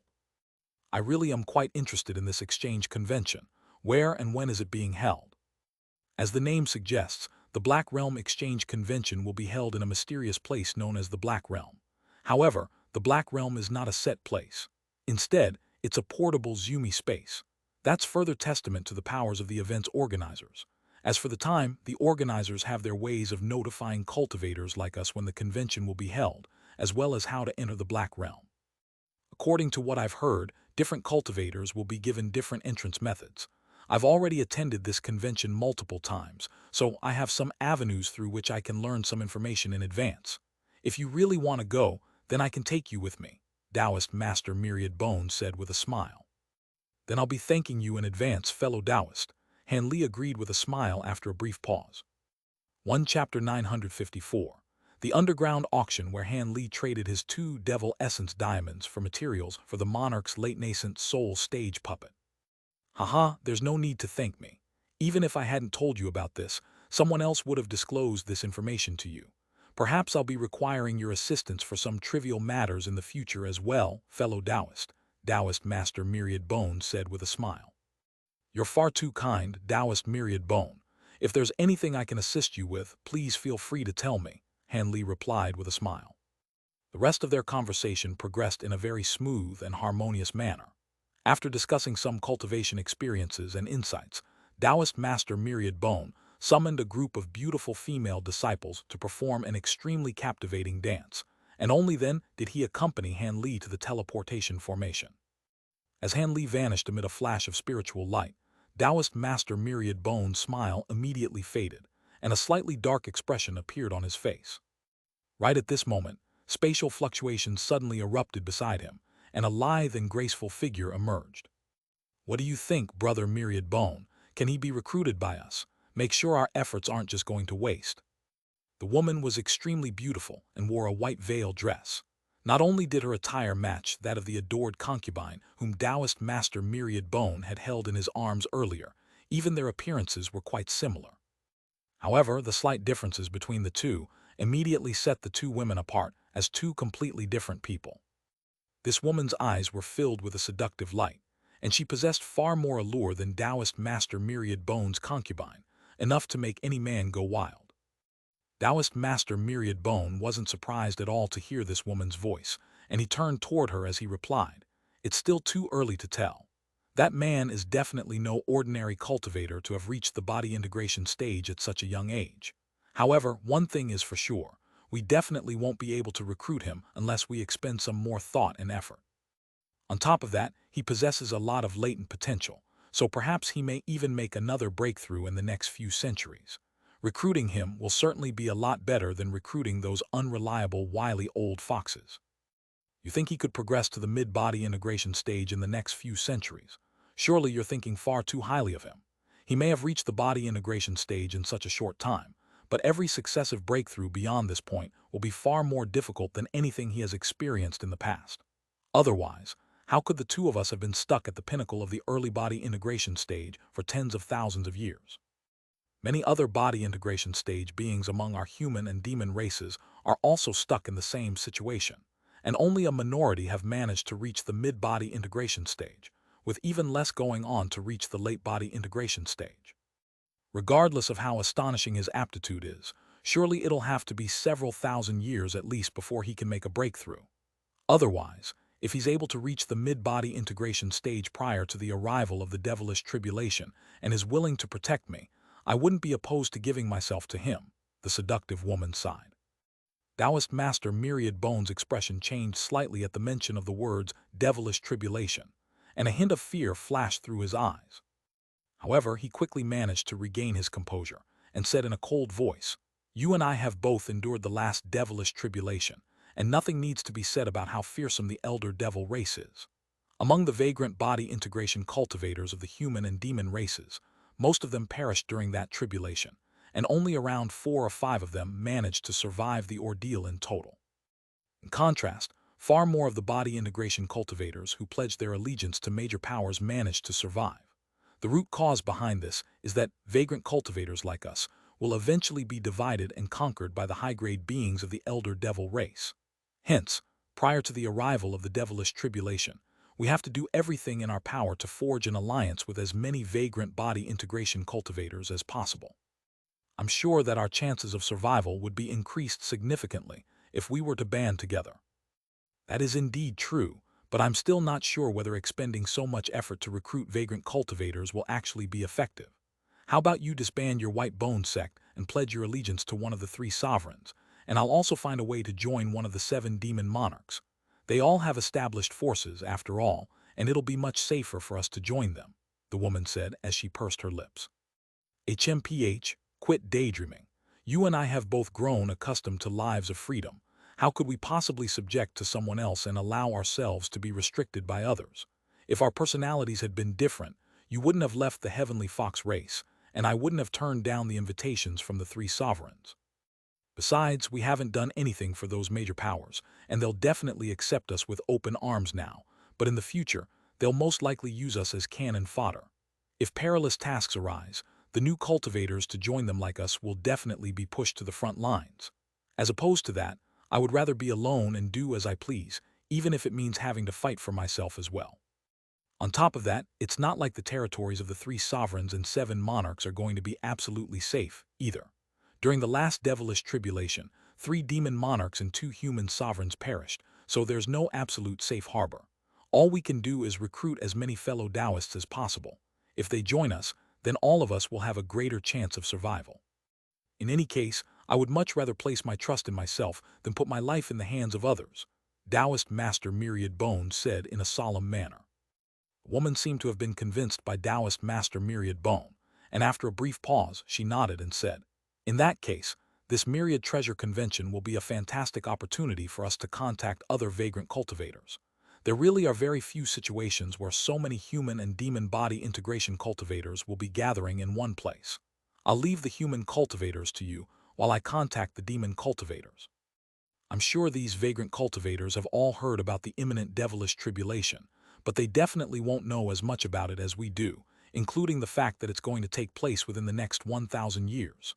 By the way, I discussed this matter with that black wolf prior to coming here, and he seemed to be quite interested. However, we'll have to speak to him about this matter in further depth if we want to convince him." "That would be great. Fellow Taoist Tian Kun has once competed with Wolf Monarch Tian Ben for the position of Demon Monarch, and he was only defeated after a grueling battle that spanned a day and a night, so he's definitely going to be far more powerful than the average vagrant body integration cultivator. I'm not sure how many human cultivators I'll be able to recruit, but I have some ties with Patriarch Heavenly Yin of Heavenly Yin Mountain, and he'll be attending this Myriad Treasure Convention as well, so it shouldn't be too difficult to convince him," Taoist Master Myriad Bone said in an elated manner. "If we really can recruit those two, then our safety will most likely be assured even if we can't convince anyone else," the woman said with a smile, and her captivating features immediately lit up, making her significantly more seductive than she already was. Even a vastly powerful cultivator like Taoist Master Myriad Bone couldn't help but be struck by a moment of disorientation at the sight of her seductive display.